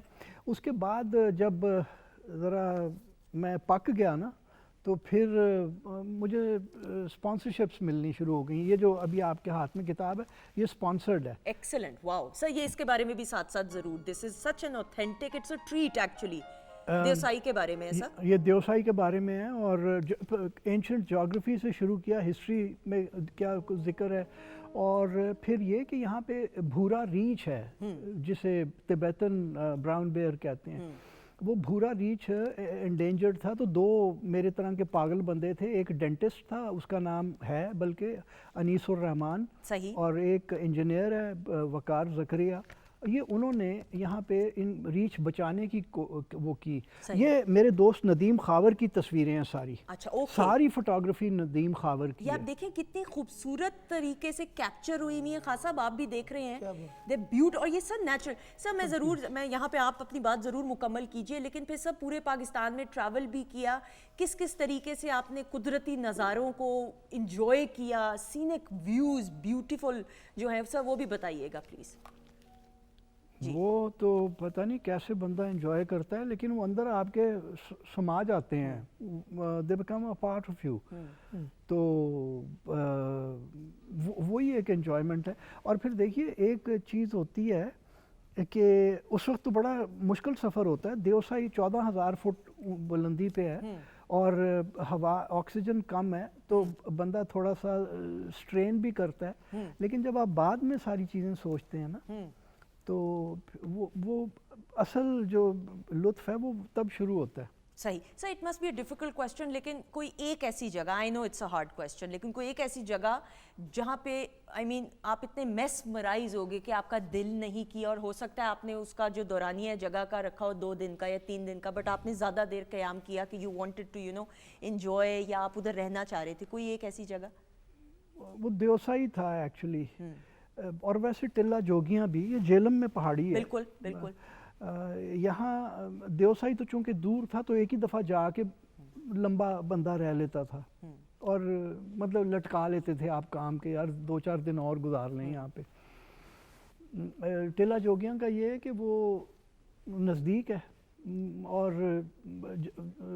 उस पर गाड़ी खड़ी करके 1.5 घंटे में ऊपर पहुँच जाता था। तो वहाँ बार बार जाया करता था सिर्फ इसलिए कि वो टिल्ला जोगियाँ में कुछ है। अच्छा, हाँ, कोई कशिश है अपनी तरफ?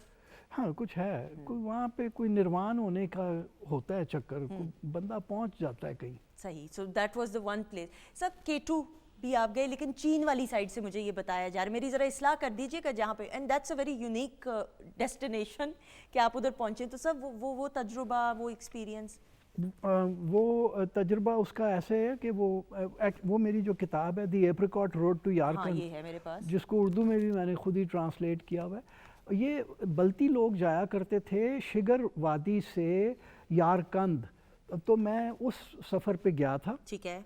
और जब हमने ये शख्सगाम नदी की तस्वीर है ये जो आप देख रही हैं इस वक्त, और वो जो है जब हमने ऐसे एक मोड़ काटा तो जो मेरा गाइड और इंटरप्रेटर था ना, वो कहता तुम्हारा K2, योर K2। ओके।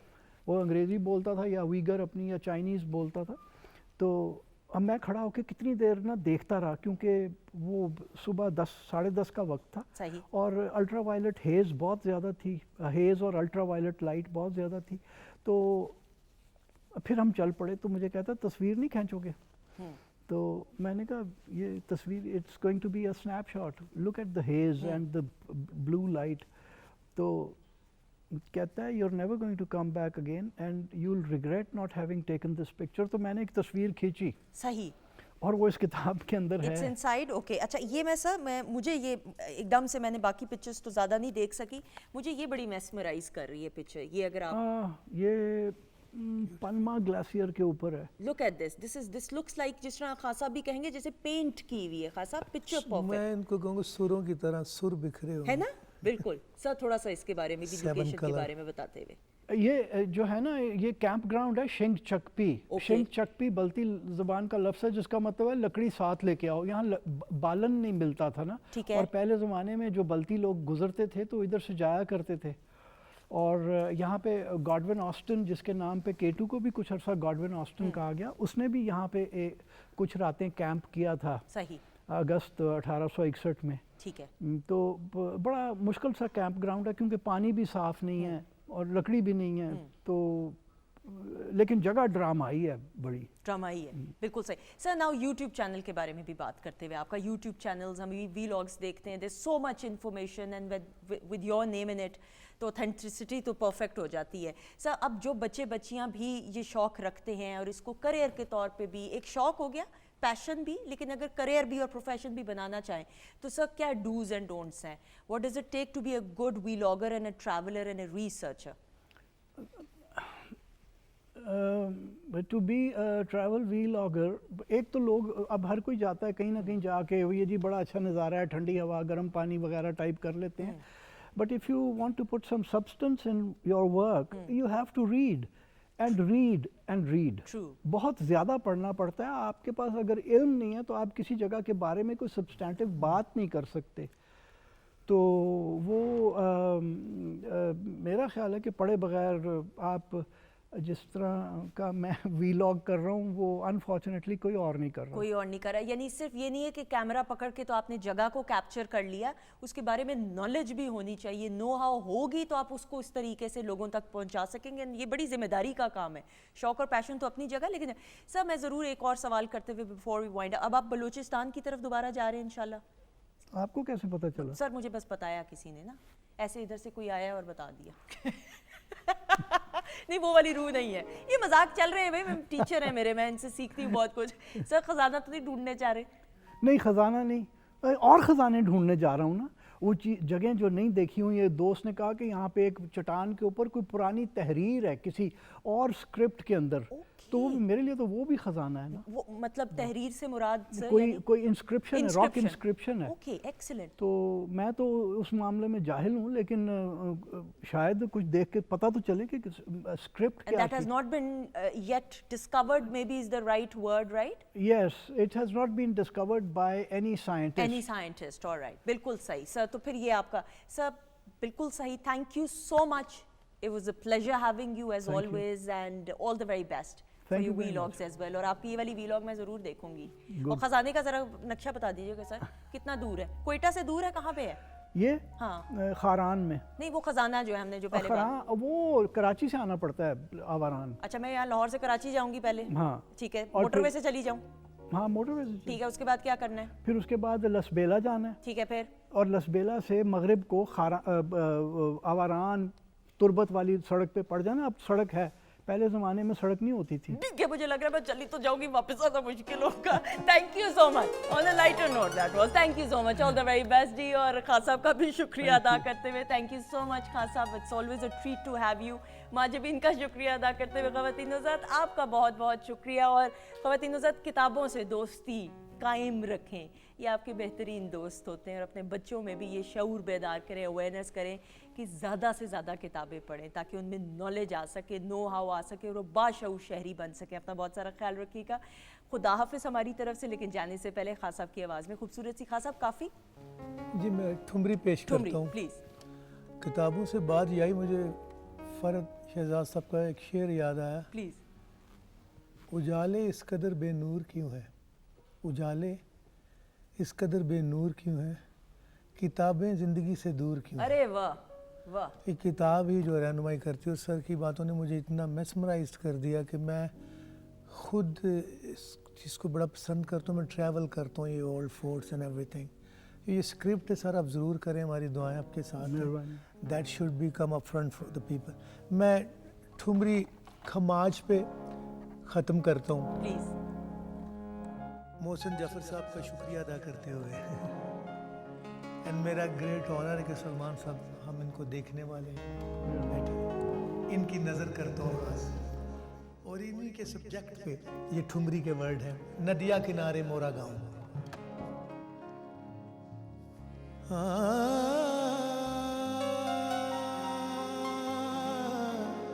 थोड़ा सॉफ्ट रहेगा आप लोग, सॉफ्ट।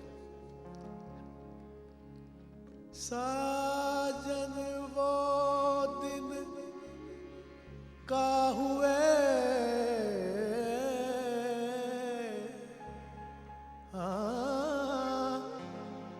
जब हम गुड़िया तुम डोर,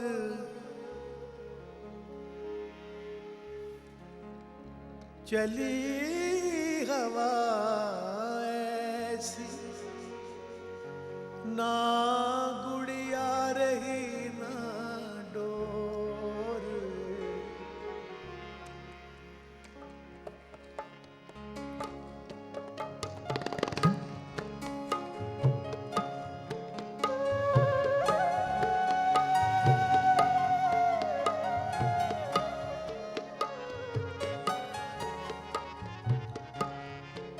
नदिया किनारे मोरा गाँव,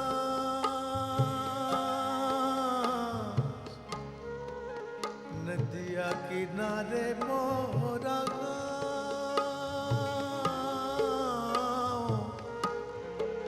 नदिया किनारे मोरा गाँव।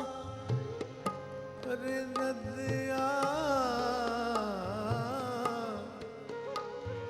किनारे मोरा गाँव, नदिया किनारे मोरा गाँव।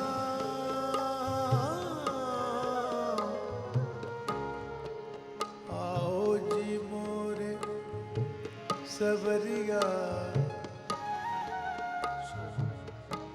आओ जी मोरे सवरिया,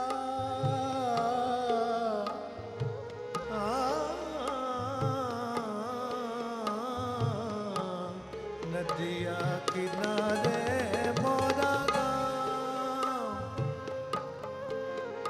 ऊंची अटरिया चंदन के बढ़िया, ऊंची अटरिया चंदन के बढ़िया।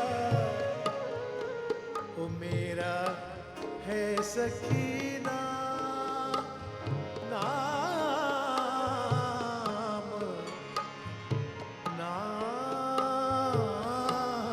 नदिया किनारे मोरा गाँव, मोरा गाँव।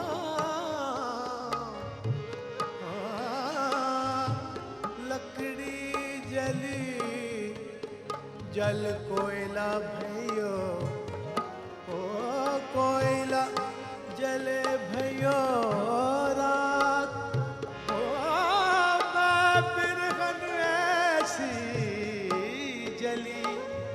ना कोयला बनी